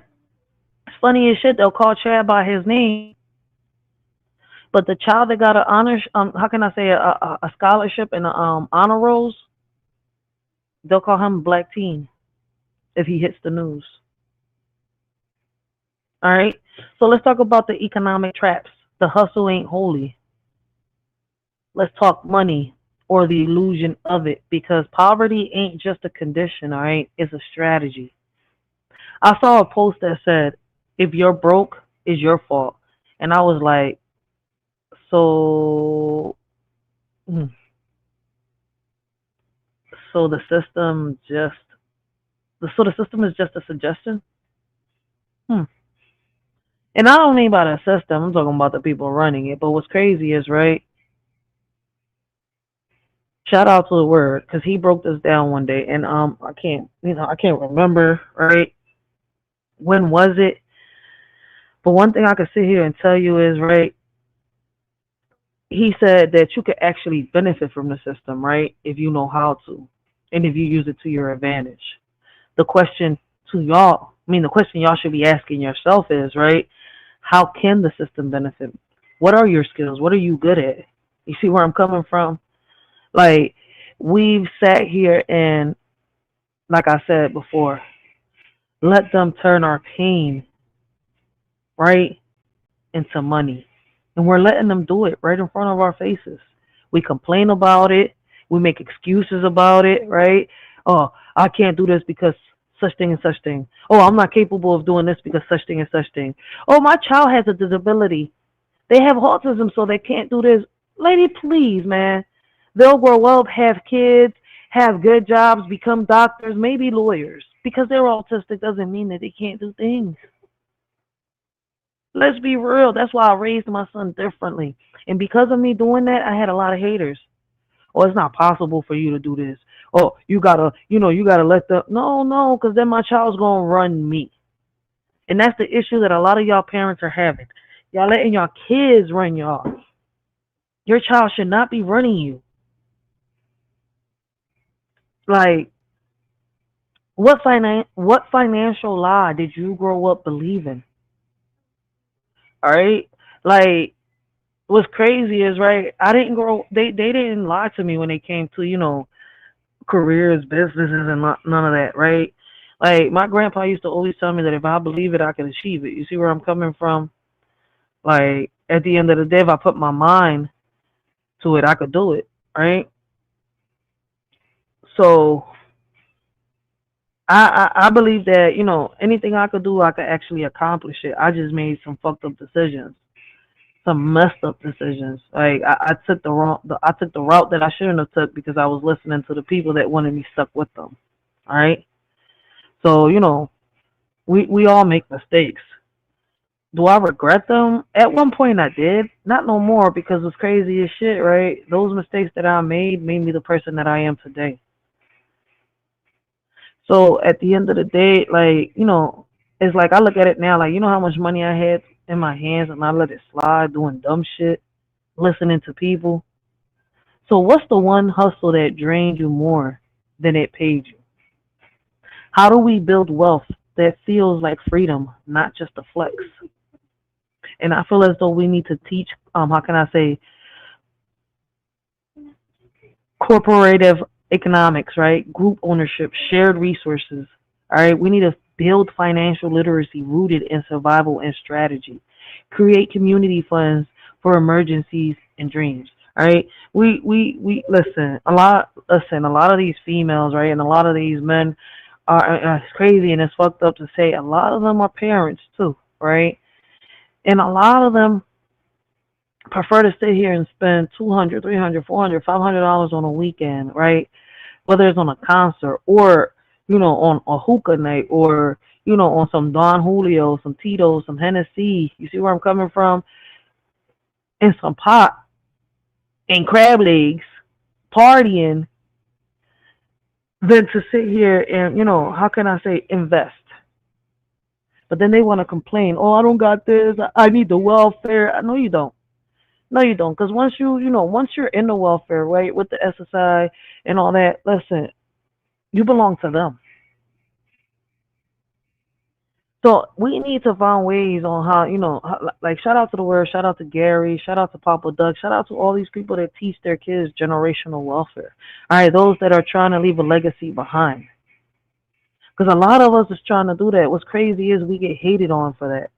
All right, we get bashed for that. Like if what we're doing is the wrong thing, but at the end of the day, I'm not letting a celebrity raise my child.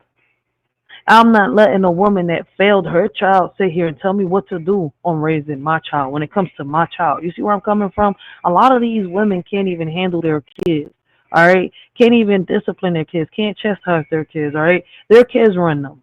Not just their kid, but the world runs them. And they want to sit here and tell you, well, you need to do this.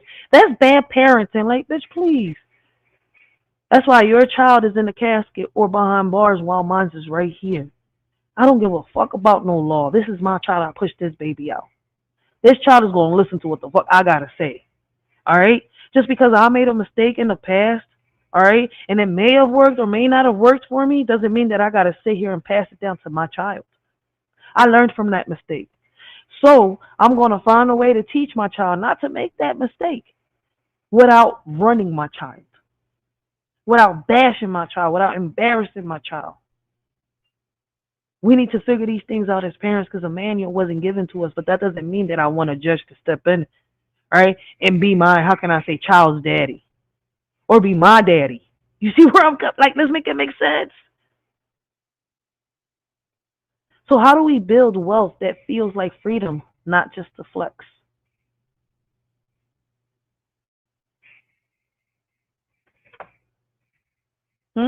They said invest in yourself, but my bank account said, girl, investing ain't that. Like, on some real shit, it be like that. Listen, I learned from my past mistakes, right, that sometimes I have to, learn how to pick myself up before I keep trying to help everybody else. All right, I did that before, and when I ended up in the ditch, you see where I'm coming from? When I ended up drowning in ponds and oceans and rivers, it was strangers that I didn't even know. You see where I'm coming from? That sat here and gave me a lending hand. while others were sitting here, hey, it took me a minute to realize, like, damn, I'm down right here drowning on some rapid quicksand type shit, and y'all saying, fuck it, man. I don't, I already got what I need. You see where I'm coming from? It's like, we need to learn the difference between those that say, I love you, right? And those that say, love you. Like those that hug you and say, I love you, and stab you, right? And you're out here pulling knife after knife trying to figure out who stabbed you. How did you get stabbed? When did you get stabbed? How did it happen? Like, but you're in the hospital bleeding, trying to patch yourself up. And only when you're alone, right, by yourself, is when you realize who's really there for you on some real shit. When you're in darkness, trying to figure it out, trying to put these pieces together, is when you really realize who were the real ones and who were the fake ones. So we need to get our shit together. Once again, we're passing nothing but pain to these kids. All right, we ain't teaching them. Shout out to the ones that are, all right, because I'm just speaking in general. All right, if it doesn't apply, let it fly. And if the shoe fits, wear that bitch. All right, let's talk about the illusion of choice. When every option is a trap, all right, let's talk about freedom. Because choosing between jail and probation ain't freedom. Choosing between rent and groceries ain't freedom. I've seen so many kids out here say, I can't find a job, and it's crazy that a lot of them have sat here and got their working papers at the age of 13. What I mean, their little permits and stuff like that, so that they go work, try to get a little job, especially in the summer, right? And a lot of places say, oh, we're hiring, we doing this, but when you take the child to go over there and apply for a job, they're not hiring. They don't need no teens. They don't need no minors. But what's crazy is these kids are out here thirsty, trying to get a pay, trying to get some money in their pocket. So they either don't gotta bother their parent, they don't gotta be a burden to their parent. And what's funny is when you come on social media, all you hear is people say, "Well, these kids don't know none of this shit. They don't understand what's going on." Yes, they do. Some of these kids are tired of seeing their family struggle. All right. Some of these kids some of these kids, their mom and their dad not bad. It's just, it's crazy as shit that I understand where some of them are coming from, because mom and dad got to work a lot. They barely see each other. You see where I'm coming from? So they feel like they're the burden. Their parents don't love each other, so now they hate them. I mean, listen, you got kids just talking like that. It's not just a fucking movie. All right. This is real life. Y'all so caught up in these influencers' lives that y'all don't see that the real kids out here are really going through it, trying to get programs, trying to get into things that they like, whether it's basketball, baseball, all right, soccer, whether it's music, all right. What's crazy is when they can't find somewhere where they feel like they fit in, they turn to these corners, listening to the people that they think is cool, right? And they looking at them and they making all this money, but in reality, they not. Because if you look at it, like I had to sit here and explain to a young boy, right? Are they really making money? Because why are they still stuck there? You see where I'm coming from? If you get locked up, your work taken from you, you lost all your money, now you have to find money, get all this work again, and start over again until you get caught again, get locked up, it taken away from you, and now you're starting over again. It's a repeated cycle. Who wants to keep doing that? It's nothing more than just a trap. And we have to have these conversations with our kids, all right?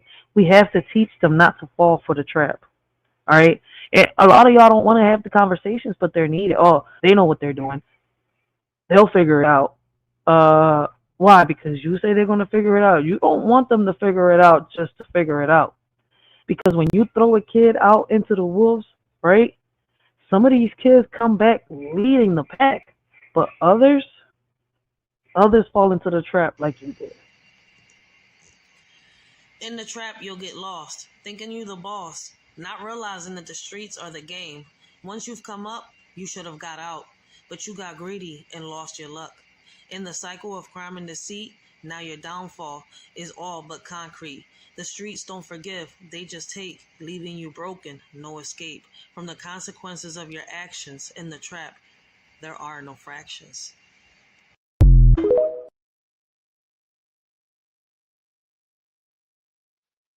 And that's some real shit right there, yo. Like, Once again, let's talk about freedom, because choosing between jail and probation ain't freedom. Choosing between rent and groceries ain't freedom. All right. Too many females coming online proud that they get food stamps. All right. You see where I'm coming from? Now they mad. Trump won't let me get no soda and no snacks. I don't know how true that is. You see where I'm coming from? But I know you was able to get like sodas and stuff like that, even with the books. So I don't know how true that is. All right, because with the food stamps, you wasn't able to get name brand shit back then, but you was able to get, you know, juices and chips and stuff like that, just not name brand. You see? So I don't know how true that is, right? But you got women coming on here mad. You know, it's crazy. Like, I'm sitting here, I was like, yo, it shocked me because I don't see the females act like this out here. All right? Well, damn, what's the whole purpose of having this card then? If I got to sit here and pay cash out of pocket for a soda, I'm sitting here like, damn, because they got hard and they won't let you get no Reese's Pieces or no Reese's Puffs or none of that shit. Like, that shit is crazy. They love saying you had a choice, but never mention how every option came with a consequence. All right? What we do on these platforms have consequences, and people don't see that shit. All right? They think they can't see me or nobody's going to notice, you know, the pain hitting behind my eyes and stuff like that. People notice. It's just crazy that, you know, since everything is for, you know, how can I say, clicks and views, as they call it. But obviously, a lot of people want their videos to be viewed. But a lot of people are on here just to, how can I say, sell their soul for a few coins. Because how they are really on here is not how they are in real life. All right? I get that when it comes from an entertainer. But from people that are coming on here talking about, I got a message. I'm here to bring awareness to this. I'm here to do this. Come on, man. And y'all wondering why they looking at us the way they look at us. Come on. Like, let's be real. You got people coming on social media protecting predators. You see where I'm coming from? You got people coming on social media, all right, being influencers, right, and people making them, you know, grow. Then you hear people talking about shit about them. You know, listen to Dr. Umar Johnson, for example. Y'all made him famous.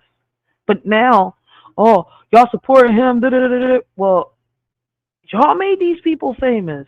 You see where I'm coming from? Why y'all keep feeding it? Right now, I bet you if y'all ignore everything about Dr. Umar right now, stop, you know, sending him donations, stop talking about him, all right? Let him go through what he's going through, you know, with his little issues, right, with the law, and I bet you that the Dr. Umar shit will fade. But nobody's going to do that. Because a lot of people on here need their chance to grow, and Dr. Umar is what's trending right now. He is one of the biggest headlines right now. You see where I'm coming from? Like, when did you realize the system was playing chess and you were playing the pawn? What's one choice you regret because it wasn't really a choice? And what does real freedom look like to you? All right? So, listen, for those of y'all catching the replay, man, leave your comments down below and let's get this discussion started, all right? For me, I feel as though, like, we need to build alternative systems, all right?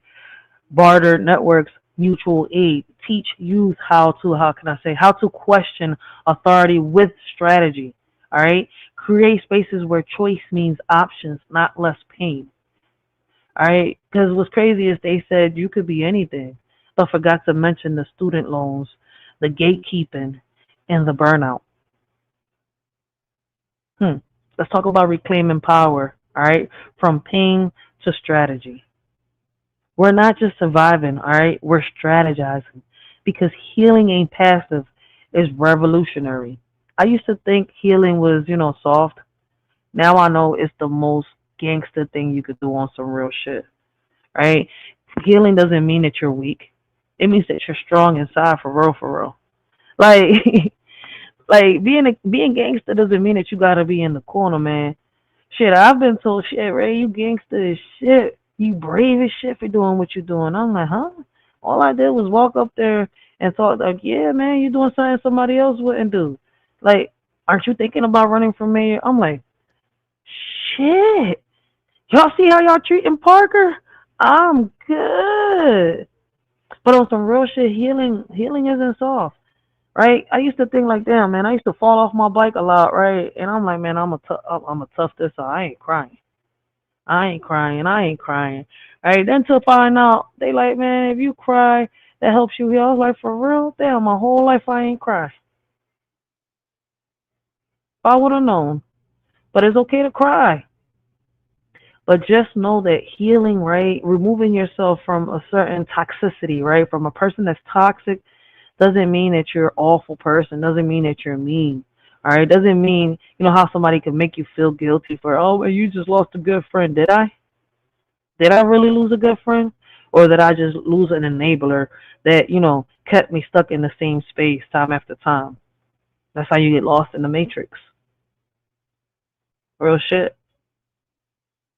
So shit, like I said, now I think that healing is the most gangster thing you could do. Alright? So what's one way you reclaim your power daily? What tradition or ritual grounds? Let me see. Alright.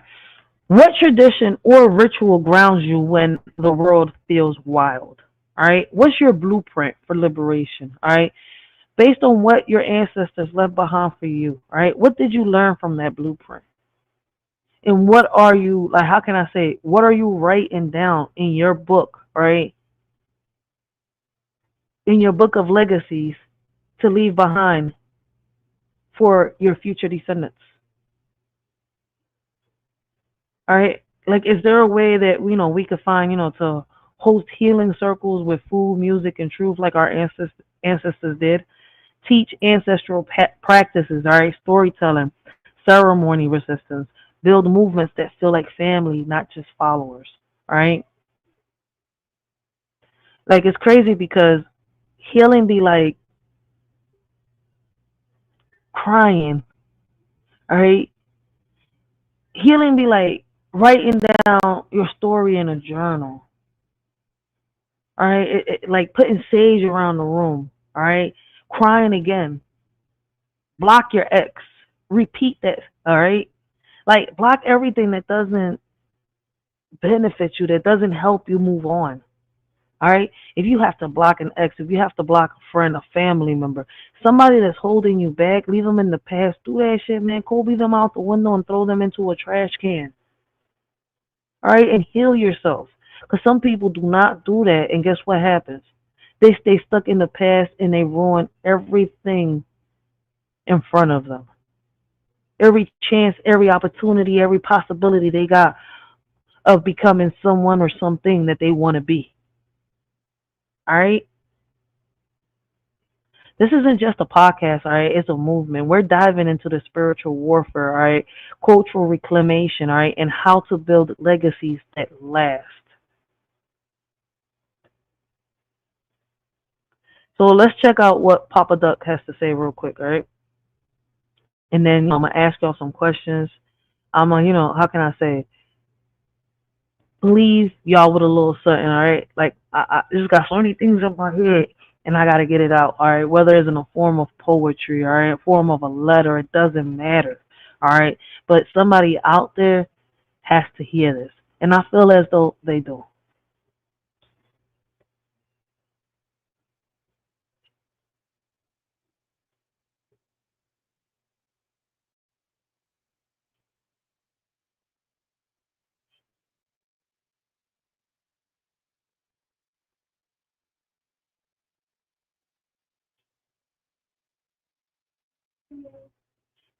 Okay.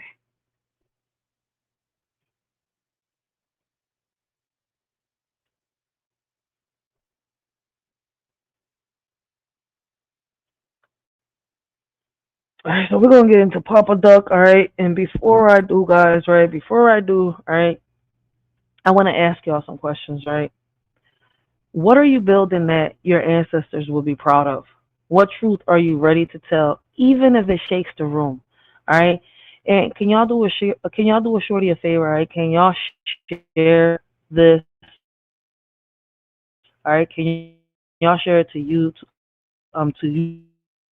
YouTube itself, to Facebook. All right, I think you can share it to Twitter. I'm gonna send this to someone who needs to hear it. All right, stay tuned because next time we're gonna be shaking the ancestors awake. All right, we're gonna be talking about everything. We're gonna hit the spiritual warfare. We're gonna reclaim what they said we lost. How do we build a legacy that lasts? All right. How do we build that? How do we do that? Shout out to Ms. Yo Thoughts, all right? Shout out to Ms. Akimi, all right? Two people that I watch on here that, you know, talk about this, right? That make me see things, right, that is happening in this world in a whole different perspective, right?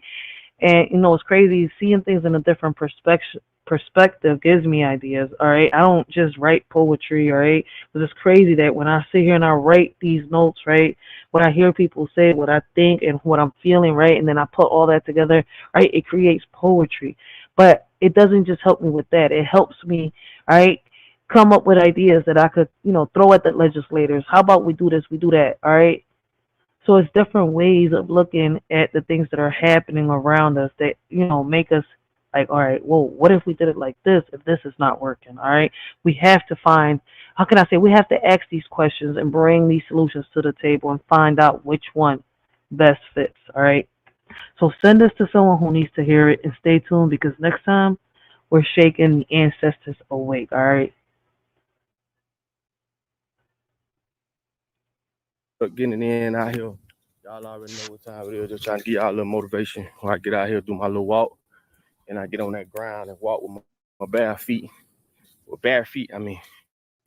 But look, this is what I want to tell y'all, right? You got to understand, bruh.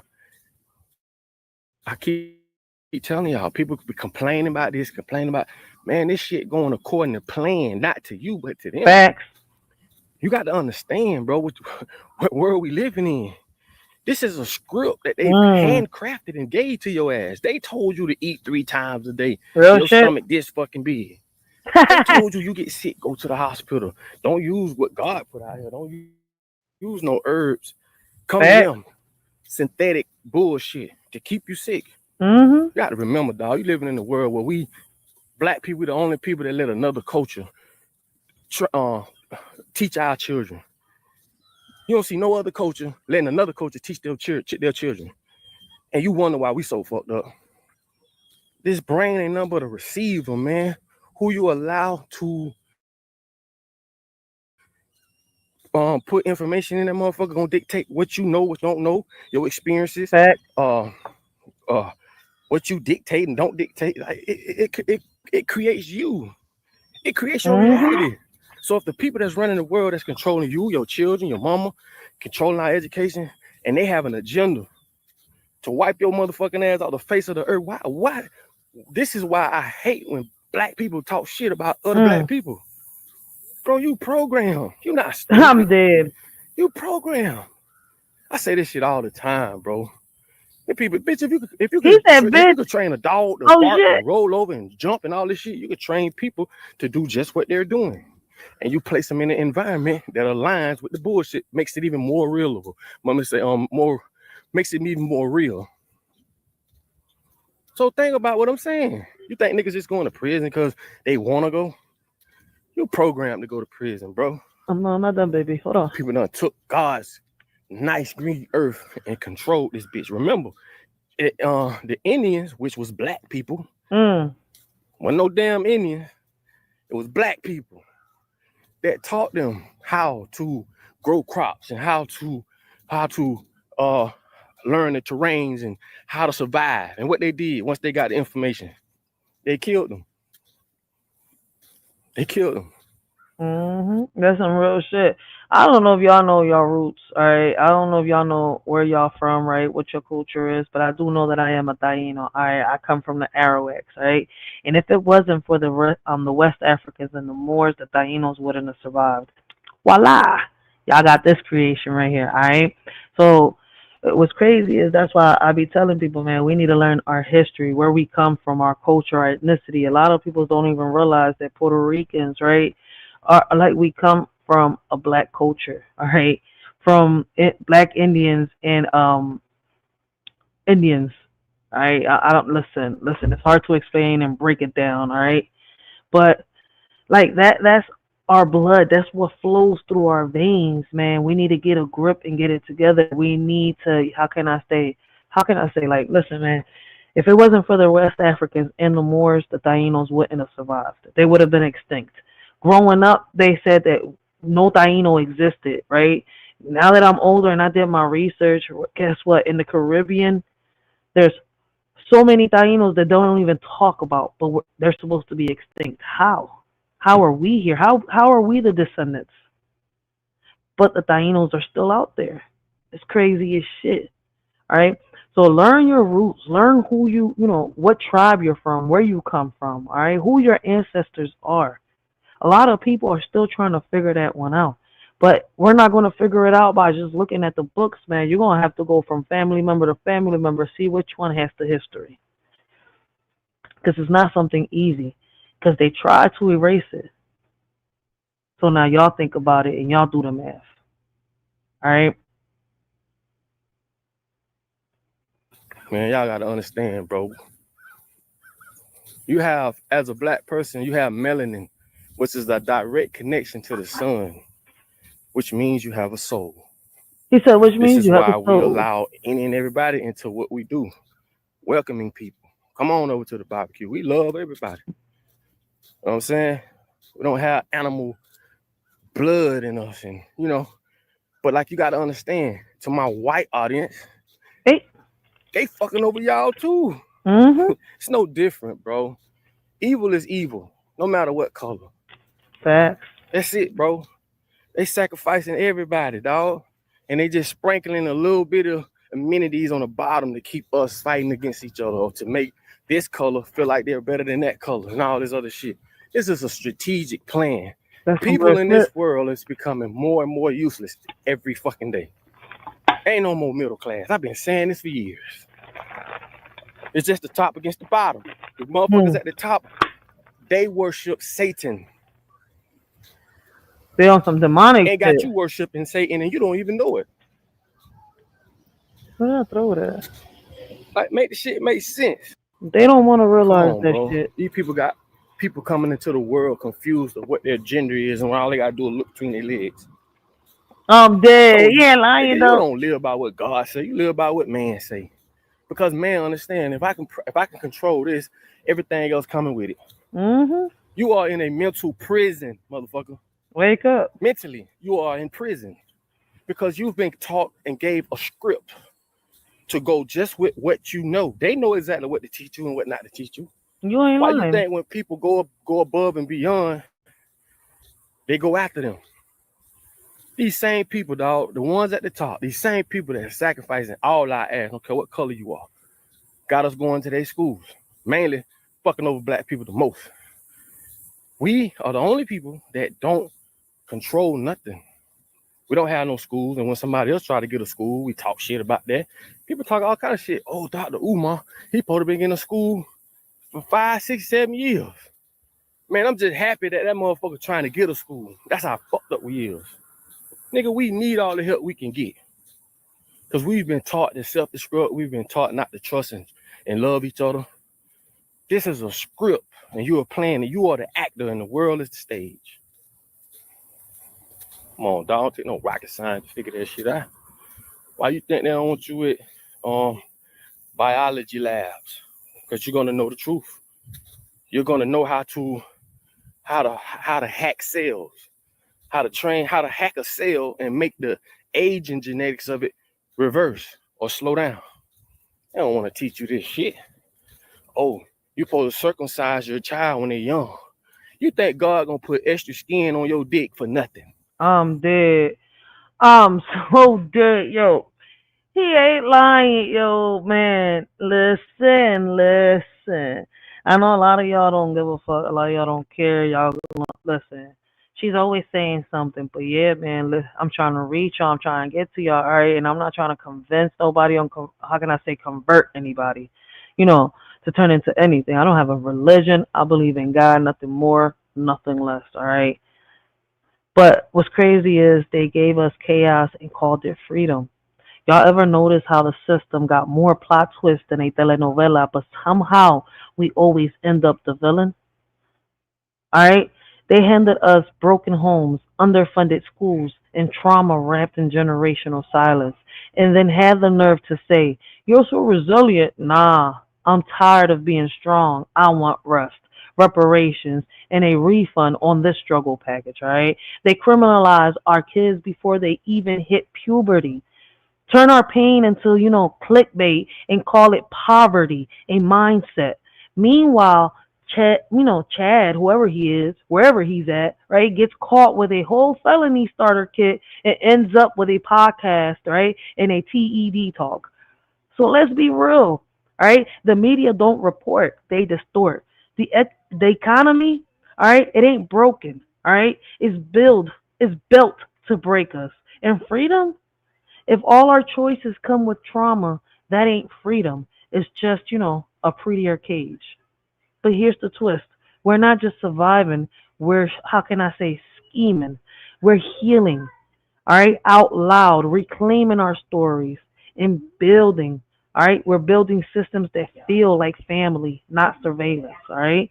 So if you're tired of being gaslit by headlines, hustled by capitalism, and guilt-tripped by generational trauma, pull up. We got jokes, truth, and solutions. We're not asking for permission to, speak anymore. This ain't just content, all right? It's a call to consciousness, all right? So, those that enjoyed this, second episode of A Shorty Reacts, listen, stay tuned. We got part 3 coming up. But in the meantime, what you got to say, boo? Tell them. This is the stupidity shit I be talking about. But we've been trained to think that shit. Just because some motherfucker with gray hair, glasses, and a long white coat on tell you, oh, you ought to cut that off, even go, God put it there. And God don't put nothing on you for nothing. Shit don't make no sense. But they ain't gonna tell you that they make millions of dollars off the skin of the penis. Off the foreskin. They try to give it another name like calamari. No, nigga, that's octopus. I'm dead. They're not gonna tell you that. He ain't lying. What's up, boss? They're not gonna tell you that.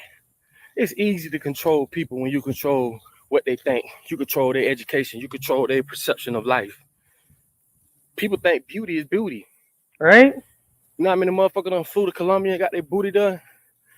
What's crazy is that true beauty comes from the inside. Like, listen, you could be the most beautiful person on the outside, but on the inside, boy, I'm telling you, that motherfucker more toxic than a virus floating around in the sky, turning us into zombies from Resident Evil. Or shit, there's a lot of movies. I ain't gonna pick one, but on some real shit, that's how it be. That's how it be. This is no disrespect, but I just want you to think the world you living in, is it ran or governed by you, or what you're told, or what you see? Come on, man, we gotta take this shit right. Feel me? People don't want to think. They want the thinking to be done for them. Really just common sense. You know what I'm saying? You don't see Chinese people worshiping no white Jesus. You know what I'm saying? Or no Hindu Jesus or Indian or whatever. Black people. And white people. That's why I say when you think about it, I just say black folk because we're the bottom of the barrel. But these people have sacrificed their own people too. They've lied to everybody, dog. Oh shit. But it's just crazy, us as black folks, we worship things that has been tearing our ass up forever and psychologically keeping us in bondage. You think them preachers don't know? You think they stupid? You think they can get in front of you and tell you all this shit? You got some of the richest preachers will tell you, I got 37,000 acres. I got a jet. I got a plane. And you think God, you know what I say, man? It miss me with the bullshit. Miss me with the fuck shit. I can't tell you what to believe, right? What I try to, but use your common sense, bro. That's some real shit, man. We just come on here. Like I tell people, I just come on here. These are my thoughts, all right? I'm just putting them out there. Like, I really don't give a fuck what you think, all right? This isn't for you, all right? This isn't for you if you feel some type of way, all right? Because what I say shouldn't make nobody feel some type of way. These are my thoughts. The majority of the times, I'm just trying to bring solutions to the table. You see where I'm coming from? And I'm just looking around, looking at the world like, what the fuck am I looking at? What is going on? You see, not just within my community, but other communities out there. When we first started this live today, right? The first video I played was from New York. The second video was from Detroit. You see what? Like, the violence is rising everywhere. What are we going to do? How do we get these guns off these kids' hands? Stop asking where the guns are coming from. We know where the guns are coming from. Stop asking that question. How do we stop? All right? How do we stop these guns from landing in the hands of our youth? And that starts with us. We know where they're coming from. We know how they're getting it. Stop asking that damn question. All right? Now let's get to the root of the problem. All right? And especially when we know that a lot of our boys, right, or a lot of our young men don't have programs out here that would keep them off these streets. And like I was saying earlier, right, all this stuff since Trump has started, people have been saying, oh, we got to lock the parents up because the kids, listen, you cannot blame the parents for everything that these kids are doing. All right? Yes, we got some neglectful parents. Yes, those parents are the ones that need to be found. All right? Those are the parents that need to be punished, but not the parents that are actually trying to discipline their hands. Because how do we throw a law that ties up the hands of a parent, right? When it comes to disciplining their child, right? Then let's not throw it when they need mental health, right? We tie their hands up even more with a HIPAA battle. All right. So we got to be real conscious of what is actually going on within our communities. All right. Some of these parents, all right, are actually good parents. It ain't the influence in the home. And even though the influence should be stronger, you see where I'm coming from? But it's not.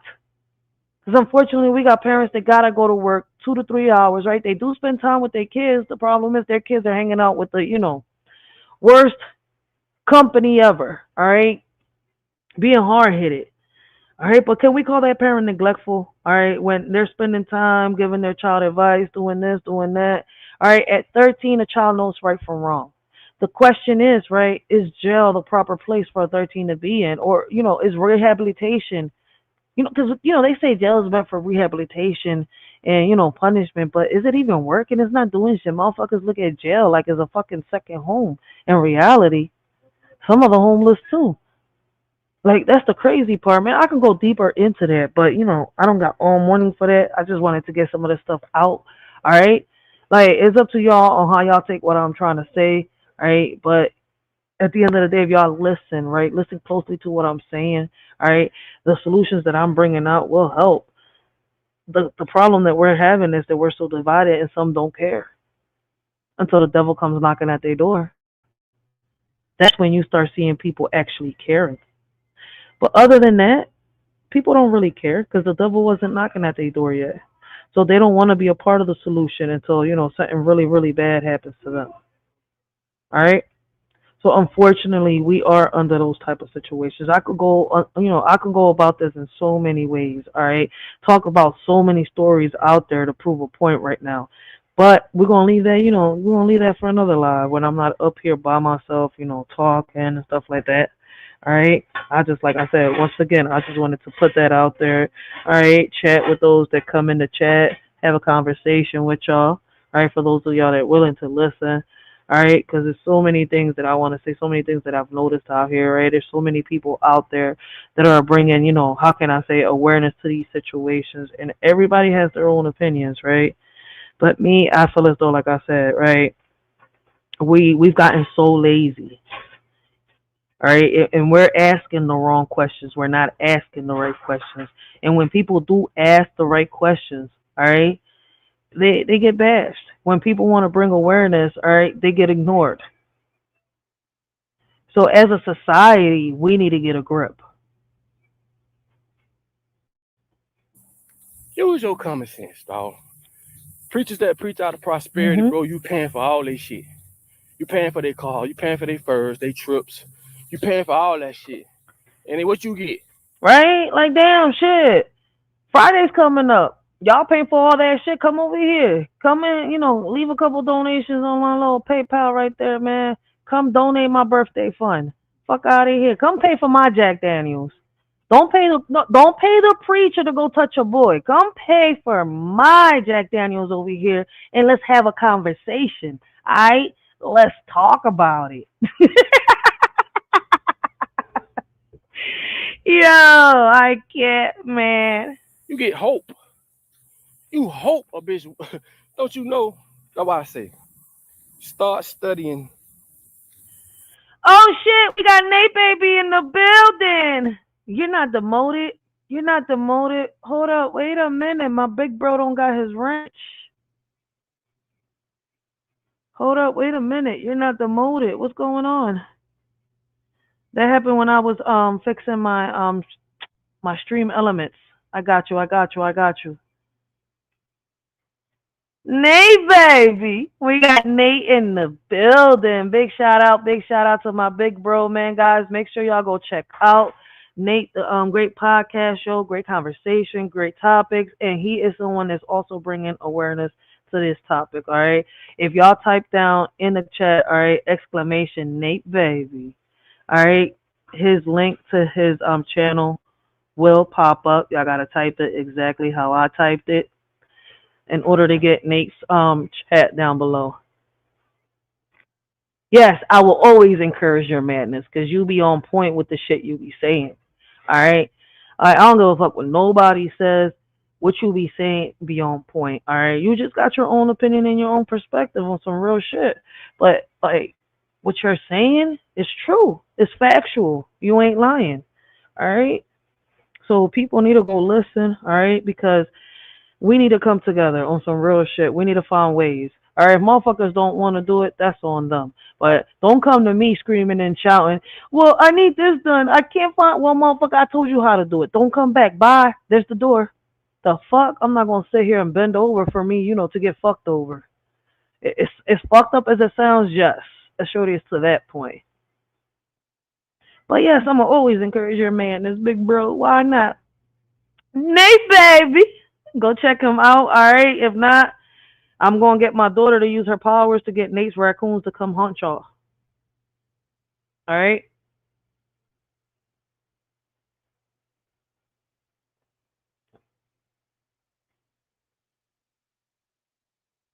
You going to be live on StreamYard? Oh, I keep forgetting. Damn, you be on the regular live lately. The other day I asked you to drop the link. You was probably on the regular live. I be tripping. I'm sorry. See, shit. I ain't noticed that shit because I keep forgetting that now you can turn your camera off on live when you go live. I be forgetting that shit. But I went and interrupted my boo. I'm so sorry, Papa Duck. Let me press play. And when I say boo, doesn't mean that, I got feelings or anybody, for anybody. All right, guys. I just wanted to put that out there. Somebody asked me, like, oh, what does boo mean to you? I mean, boo is like, a little boo, like, how can I say it? Boo to me don't mean shit on some real shit. Because if you're calling somebody boo means that, how can I say it? It's like a little crush thing, right? Like, shit, I had a little crush on the damn Prince from Beauty and the Beast. Does that mean that, hell yeah, when he turned from Beast to Prince, I was like, oh my God, when I get older, my Prince is going to be just like that. And would y'all believe that that's my type, though? I don't like pretty boys. I like my man to be real masculine, like on some real shit, and to have manly faces. Like, that's why I love my baby pop so much. He got that deep, deep voice. He got that hotline voice. He's tall as shit. You see where I'm coming from? He's not a little boy. I love this shit out my fiance. But I wouldn't call my fiance my boo. You see where I'm coming from? I don't know. Boo to me ain't shit. It's just, oh, he's so cute. But would you tap? Nah. That just fucks up the whole thing. I know, I'm weird. Chill. Chill. I still believe in fairy tales, all right? Don't judge me, all right? I still believe in Beauty and the Beast. Snow White is still the shit to me, all right? Cinderella was the best, all right? And the Little Mermaid, Under the Sea, all right? That's that shit. And, one day I'm just going to come up there in the world, all right? And just be real with y'all. I'm going to be a part of your world. I'm going to brush my hair with a fork and everything. Shit. Then I'm going to have a battle with Cruella. Cruella, like, bitch, you stole the Dalmatians. Give them back. I want my 101. You know what? It was more than 101 Dalmatians. All right? Take note on that. That bitch was robbing dogs out here like it was a damn hobby. Like, yo, like, it was her thing. Like, she was just making fur coats left and right off of these little puppies. Goddamn animal abusers. See, hoes like that need to be locked up. Then I was down there under the sea having a battle with Ursula trying to get my voice back. Like, let me speak.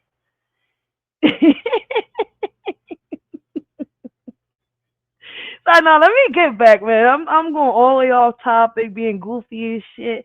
That's because I really need my Mary Jane. All right.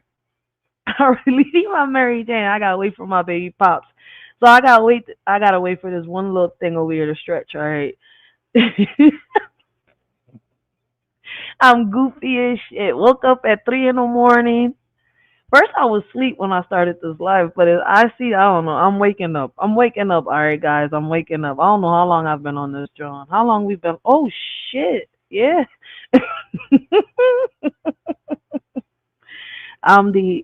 You're not no degenerate. You know what the word degenerate means? Lord have mercy on my soul. No. Oh my God, Dios mío. Ay, Dios mío. But yeah, let's get back on point.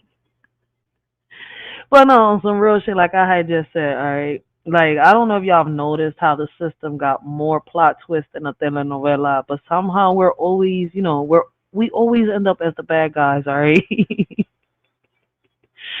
This is crazy, yo. They handed us broken homes and underfunded schools and trauma wrapped in generational silence, all right? And then had the nerve to say, you're so resilient, all right? And if you're really tired, it's time for you to get up off your mama's couch and do what you got to do, all right? But come on, boo. Tell them. The tablets. Start going on. And you hope a bitch, don't you know? That's why I say, start studying the tablets. Start going on YouTube and start researching thought and the laws of my yacht.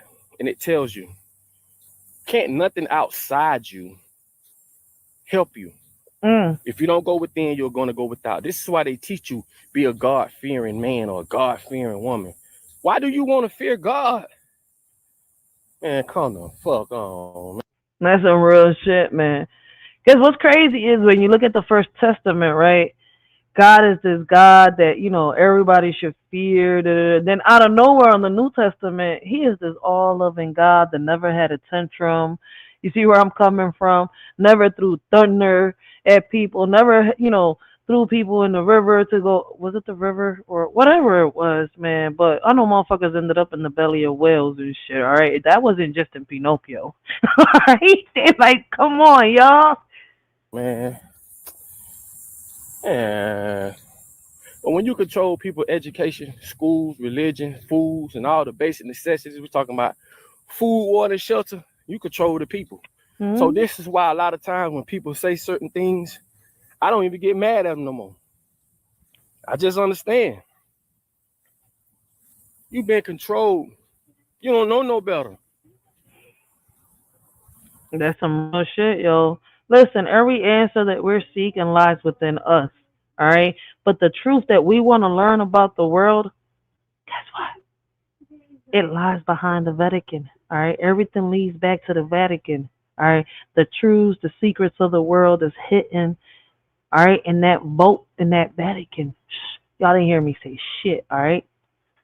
You don't know no damn better, and it is what it is. But if you use your common sense, bro, it'll take you way further than what you could ever imagine. But we got to get our own schools. Look at what they done to the farmers. This ain't about no color. The farmers. Do you know about the I'm gonna do a video on this, but it's a steroid that they shoot in the meat, right? That makes the meat real big. That's why you get them big ass chickens and them big ass chicken wings. Man, we talked about this when I first started my podcasting. This is one of the few subjects that I bought, that I started talking about. In the beginning, they used to strike me. I had to, learn how to go around that. That's why, listen, I keep trying to tell everybody I can't use that first channel. Like, if I do go live on that channel, they going to take that channel. All right, one more strike is curtains. I got 2 strikes that I cannot remove because I didn't know how to go about it in the beginning. And it's there. It's been there for like 6 years. I can't remove that shit. And all that shit. Plus, it also has carcinogens. And this shit also has the vaccines and shit in it. The insurance companies will not insure the farmers or the slaughterhouses that don't give their animals this injection. They don't insure them. So what that means, they either gonna comply with the fuck shit or go out of business.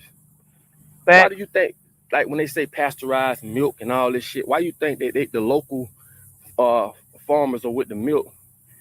They don't want them selling milk.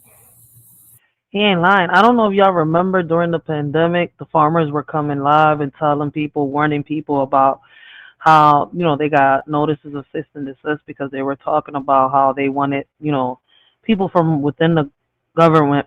I got to find a way to say this. I think we should be able to talk about it now. It's been a minute. But, okay, so people within the government was telling them to, burn their crops down and stuff like that to start over. They was warning us about a lot of stuff, right? What was happening to the animals, to their animals within their farms and much more. I mean, they was telling us a lot of stuff, and then boom, out of nowhere, they wasn't allowed to talk about it no more. And it's crazy how they silenced the whistleblowers, right? And I'm not talking about whistleblowers on what y'all consider whistleblowers. I'm talking about the actual people, all right, that are actually exposing the things that are happening within or around us. And nobody talks about it. And then boom, they're silenced. It fades away. And then when, somebody brings it up, they're like, what you talking about? That's not true. Yes, it is. It's just somehow, some way they found to hit us with the Mandela effect on that shit. Why do you think holistic doctors are the ones that's targeted the most? Why wouldn't you want to go to a holistic doctor? They don't give you pills. They give you diet. Facts. So how godly are you? If God put herbs on earth, and I take down 12, 15 pills a day. Damn. If God put these herbs on earth to heal you, and you scared to take it, you let a motherfucking dude tell you, oh, they're gonna take the same herbs and make the same pill that they're gonna give you. And you rather take the pill, the synthetic shit, than what God put here for you. Why you think they want to control all the education? You got a lot of shit in your refrigerator right now, or in your house, cinnamon, lemon, you know what I'm saying? Certain things that can help you heal a lot of things. And this is why I say, I do videos from time to time where I tell everybody, put in the comments what your mama or your grandma used to do to help heal this, or help you get this, or you had a stomach ache, whatever. Like my mom used to give us baking soda and water. She'd take baking soda, put it in water, and it'll coat our stomach. We ain't ran to no motherfucking Walgreens. Why you think it's a Walgreens and a CVS right across the street, bro? We that sick? Anyway, man, this shit gonna go over so many people's head, but all I'm gonna say is I'm gonna leave y'all with this. I love y'all. And if you are a mother or father, auntie, whatever, or any kind of guardian, stop getting them churned and fucked up food. All the ramen noodles and shit. Oh, just go cook a pack of noodles. Man, that shit costs 12 cents. You know what's in that shit? Oh, go eat these Oreos. Man, start cooking for y'all kids. Like, listen, I'm not gonna sit here and say I haven't been a part of the how can I say welfare system. Yes, I have, all right. Especially after I got unemployed, all right. Do I receive food stamps? Yes, the fuck I do. You see where I'm coming from? Now I do. I've never denied that shit, right? But I don't see with that little bit of shit, right? How is it that people are spending so much on these snacks with the way everything has risen, and instead of buying sacks of rice, all right, dried beans, all right, to last you that you can put in the cabinet, all right, stack up on y'all meats, because the farmers markets take these damn EBT cards. Like, I've learned, like, I stopped buying meats from the supermarket. We got to start going to the farmers market on some real shit. It's been a minute. We just started buying meats again because my baby pops is shopping in the right places now. Right? So it's crazy as shit that the little bit of, food stamps that I see that some of us do get, and it's wild as shit, right? And the only reason I ended up in this shit was because I ended up, and I'm not ashamed to talk about my story, all right? I ended up on this damn accident that left me not being able to work again with 5 herniated discs, all right? My legs numb up, all right? I can't move my legs sometimes. I don't feel the sensation on my legs, all right? I'm happy, all right? I'm happy that I could still do this. All right? I'm happy I could still do that. But I'm not going to sit here and lie. When I do that, pain that shoots from my neck up to my fingertips and my spine down, it's the worst. I went from being very flexible, all right? I went from being a spider booty, all right? Being able to fucking be flexible on these walls and on these floors, right? Turn into a pretzel to being in pain real bad when I do things like that, all right? Yes, I'm double jointed, all right? I've been double jointed since I was a little girl, all right? I used to love being, listen, I used to be in a lot of, how can I say, gymnastic things when I was young, all right? I did. I was in Girl Scouts. Listen, I'm not going to sit here and lie, all right? My mom tried that little ballet shit. I didn't like it, all right? I'm not into ballet. They had me dancing salsa, merengue, bachata, all right? I took karate classes. Boxing wasn't good because my shoulder used to get dislocated. So me and boxing didn't get along, but I fit so well into martial arts and wrestling, all right? I had 2 gold medals, all right, in school when I did the wrestling, all right? Listen, I was into all that shit, yo. When I was younger, they wanted me to do the Olympics, but I wasn't into it, all right? That's why I said how can I? Damn, I thought I lost my little mic. How can I put this into words? I let slide so many opportunities when I was younger, not knowing what I was letting slide. All right, I was smart, but how can I say, my smarts were too smarts for my smarts. All right, hopefully that don't go over a lot of people's heads. All right, I should have took the right route. I should have picked, them options they gave me, but I was listening to the wrong people. All right, and now I'm older. All these skills, all this knowledge I got, right? And now all I could do is pass it along. All right, I could have built something with it, did something with it. All right, but now I'm fighting to get a community center. I'm trying to raise money, get funds together, all right, to open up a building. I've showed people I got a building right in mind. The lady, just because it's me, because everybody else, she's giving them a high price. She's like, yo, Ray, if you get this much in your hand, I'll let you, I'll let you have this building. I was like, bet. But it's hard as shit to do that when you got people that aren't together. When you go out there and you do fundraisers, right, and stuff like that, it may work a little bit, right? But people, how can I say it, don't appreciate what's done. All right, so I would have to go out there and do more fundraisers. But what's crazy is, right, it's not easy to do that, especially when you're trying to put food on your table, right? You're trying to keep your kids on track, right? Not on these streets, all right? So it's hard. It's hard because I'm not just helping my community, but I'm trying to keep my family on track, all right? Because I'm not willing to lose my family while I'm helping others in the process, all right? Because I decided to do the fuck up decision. I decided to make the messed up decisions that I did when I was younger, all right? I had opportunities. I had choices. I was just young and ignorant because I didn't have the proper support at the time. I didn't get it until I got older and I accepted it. You see where I'm coming from? Because I was tired. I was tired of making the same mistake over and over and over again. Mistakes that I could have avoided if I would have just listened. You see where I'm coming from? But guess what? We're in an era right now where these kids don't got these options. They have it in certain places, but not everywhere. All right, so we needed to make it as in where these kids got options everywhere. All right, we want the crime to drop. Well, we're going to have to be a part of our communities, whether we like it or not. And before we become a part of these communities, we're going to have to figure out how to deal with home first. You have to fix home first because you can't help nobody outside of your home if your house is out of order. All right, maybe I'm saying this in a messed up way. Maybe nobody's understanding what I'm saying. And I do know for a fact that this isn't for everybody, but somebody out there needs to hear this. Who? I'm not sure. You see where I'm coming from? But it'll hit. A pantry full of number poison, dog. Stop giving them that shit. Stop giving you across the street, bro. We that sick? Anyway, man, this shit gonna go over so many people's head, but all I'm gonna say is I'm gonna leave y'all with this. I love y'all.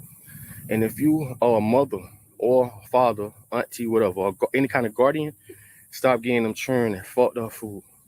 All the ramen noodles and shit. Oh, just go cook a pack of noodles. Man, that shit costs 12 cents. You know what's in that shit? Mm-hmm. Oh, go eat these Oreos.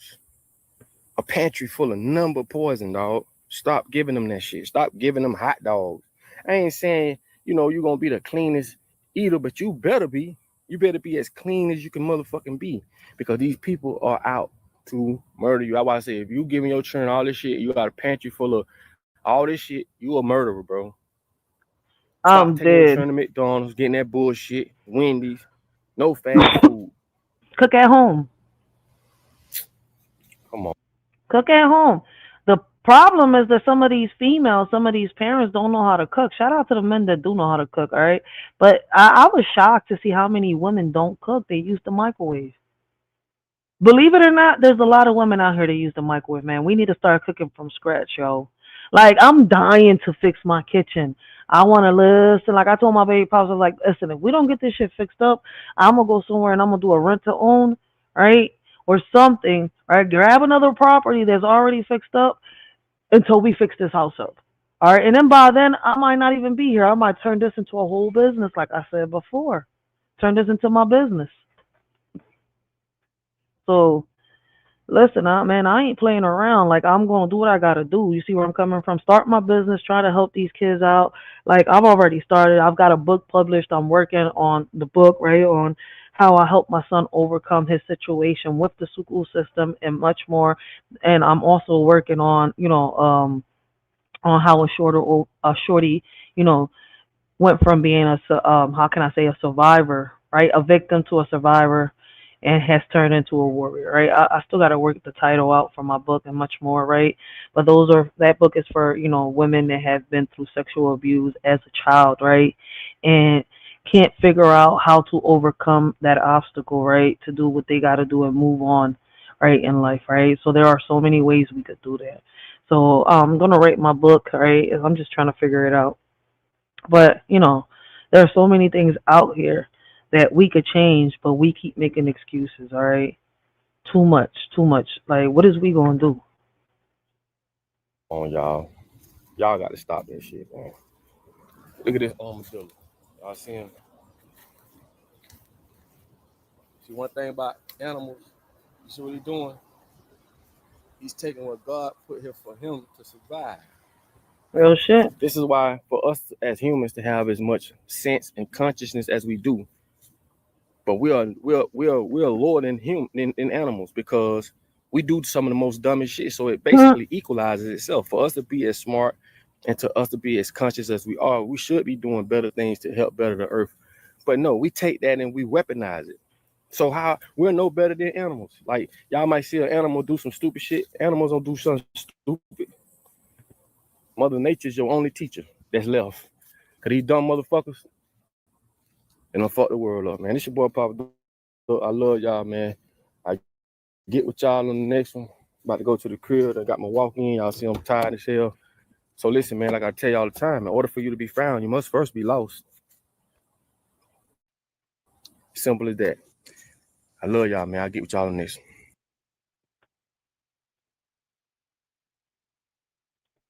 Yep. And that's some real shit, all right?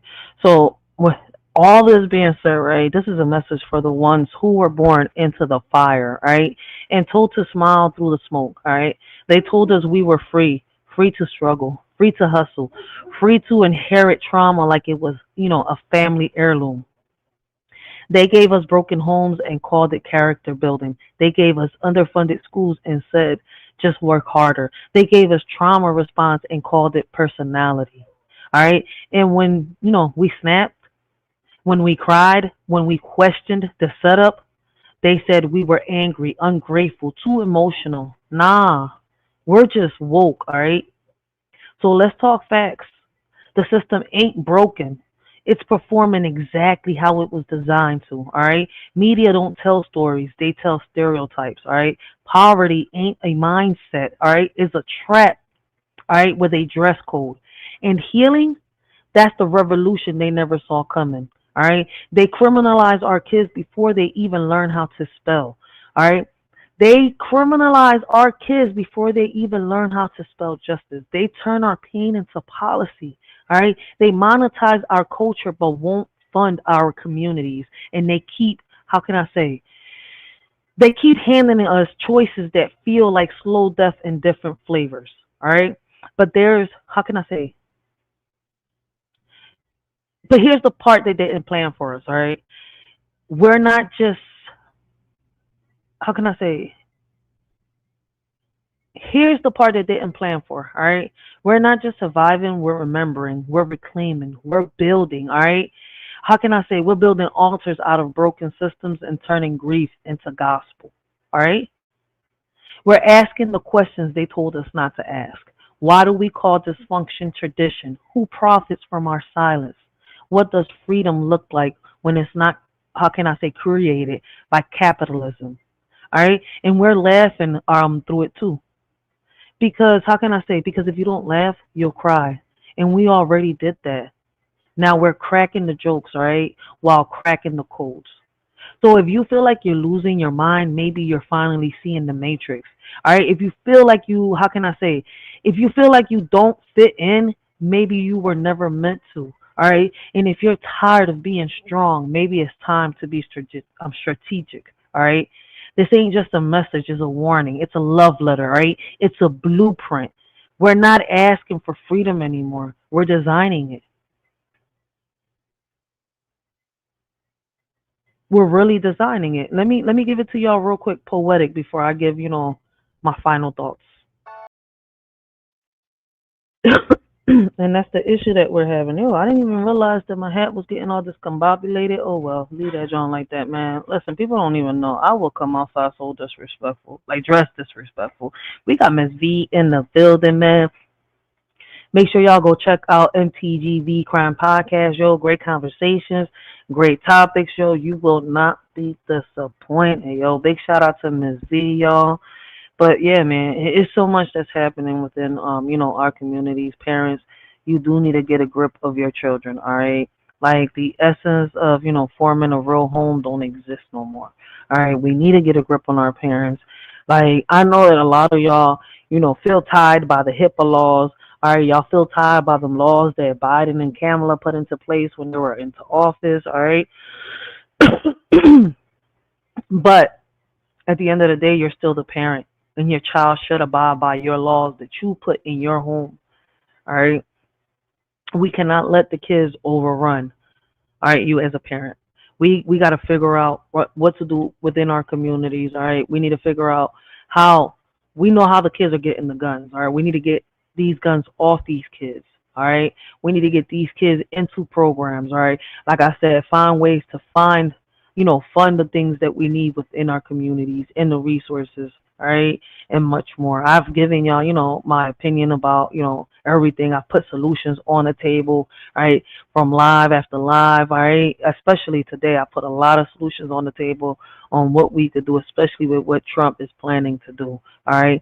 Will this lead to martial law like a lot of people are saying? I'm not sure. A lot of things can lead into martial law, but it's up to us on what we do within our communities. We have the power, all right? The answers are within us.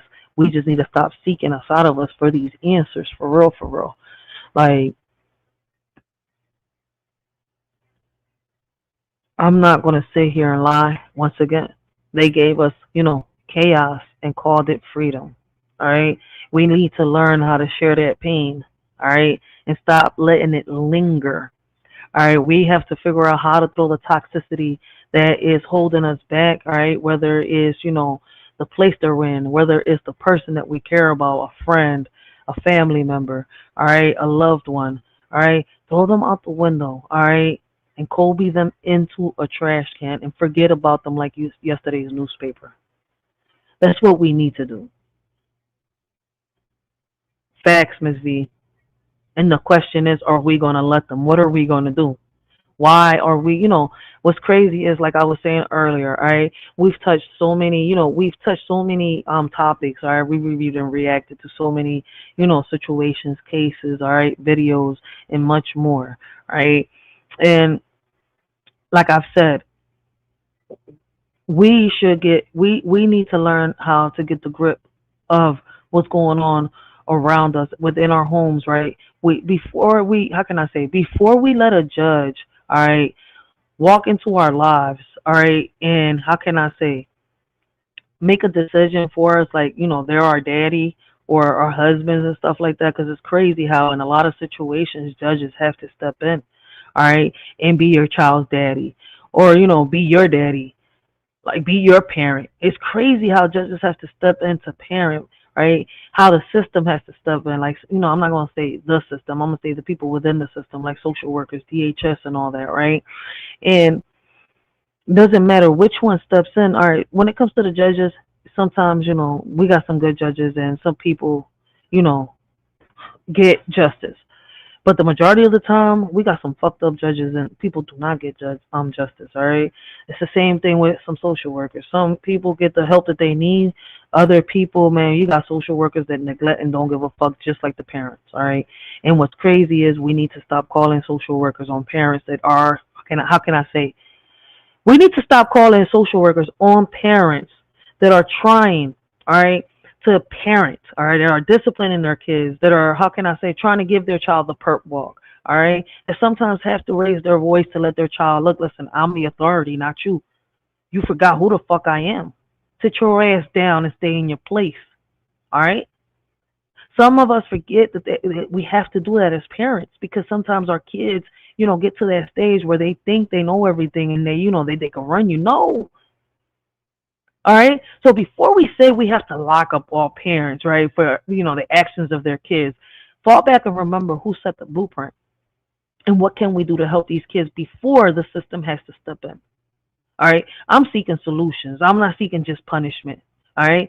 Because before we punish them, we should punish ourselves for giving them the blueprint that they're following. And a lot of people's going to get mad at me for saying that. But guess what? I don't give a fuck. These kids nowadays are so evil because of us. What happened? Y'all mad because they've sat here and perfected whatever plot that y'all had going on, whatever thing y'all sat here and started off. You shouldn't have never put it out there. We're doing things and these kids are mimicking it. Then we want to blame them for the crime rising. All right? Guess what? These guns don't land on their hands just cause. All right?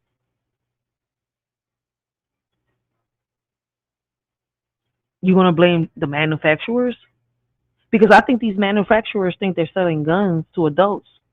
So once these adults get these guns, right? You can't blame the manufacturer for it landing on a child's hands. Now it's the responsibility of whoever's taking care of this child, right? You see where I'm coming from? Maybe I'm wrong. All right? But I'm just not trying to put this and make it a one-sided thing, because there's so many reasons why these kids are lashing out, and sometimes it's not even the parents' fault. What's crazy is when we need to pay attention, right, to the parent that's neglecting the child, where's DHS? Why ain't nobody calling it? Why ain't nobody stepping in? But when a parent decides, oh, I got to perp walk my child, right, so that my child doesn't make this mistake again, they know that we're serious. Oh, they got DHS in their house right away. They got to go to court. They got to go to parenting classes. They get their kid taken away and everything. Meanwhile, this parent over there neglecting their child, no school supplies, fucked up clothes going to school, right? No food in the house, beating their kid every day. Or if they're not beating their kid, they're not home every day. Their kid is roaming around the streets doing what they want to do, stealing, fighting, arguing, picking, starting trouble and shit like that. But nobody steps in. Everybody want to mess with the parent that's got to do what they got to do. I'm being real, all right? I'm not going to sugarcoat shit. And I'm not just going to say, oh, parents are the worst. All of us are being neglectful. That's not true. That's not true. Yes, the influence in your house should be strong. You shouldn't let your child influence, inside your home. That's why I went a different route. When I noticed that social media was influencing my kids, I went to the route where, okay, fuck it, let me take the phone. My daughter, 8 years old. All right. I monitor everything she does, everything she sees. All right. No chats allowed, none of that shit. On her games, nowhere. She cannot upload to social media. She's not old enough. All right. I learned because I made a mistake with my first one because my baby pops thought that, hey, look, listen, I'm a gamer. Boom, threw the game on my son. You know, listen, I'm somebody that believes in co-parenting. All right. I'm not like these parents out here. All right. Some of these parents, I'm not going to say all parents. I'm not like some of these parents out here. You know, I'm the mom. I'm the one that gave the birth. I'm the one that went through hell. Well, look, listen. All right. How can I say this? It takes two to tango. All right. And I wanted to keep my babies. I didn't believe in abortion.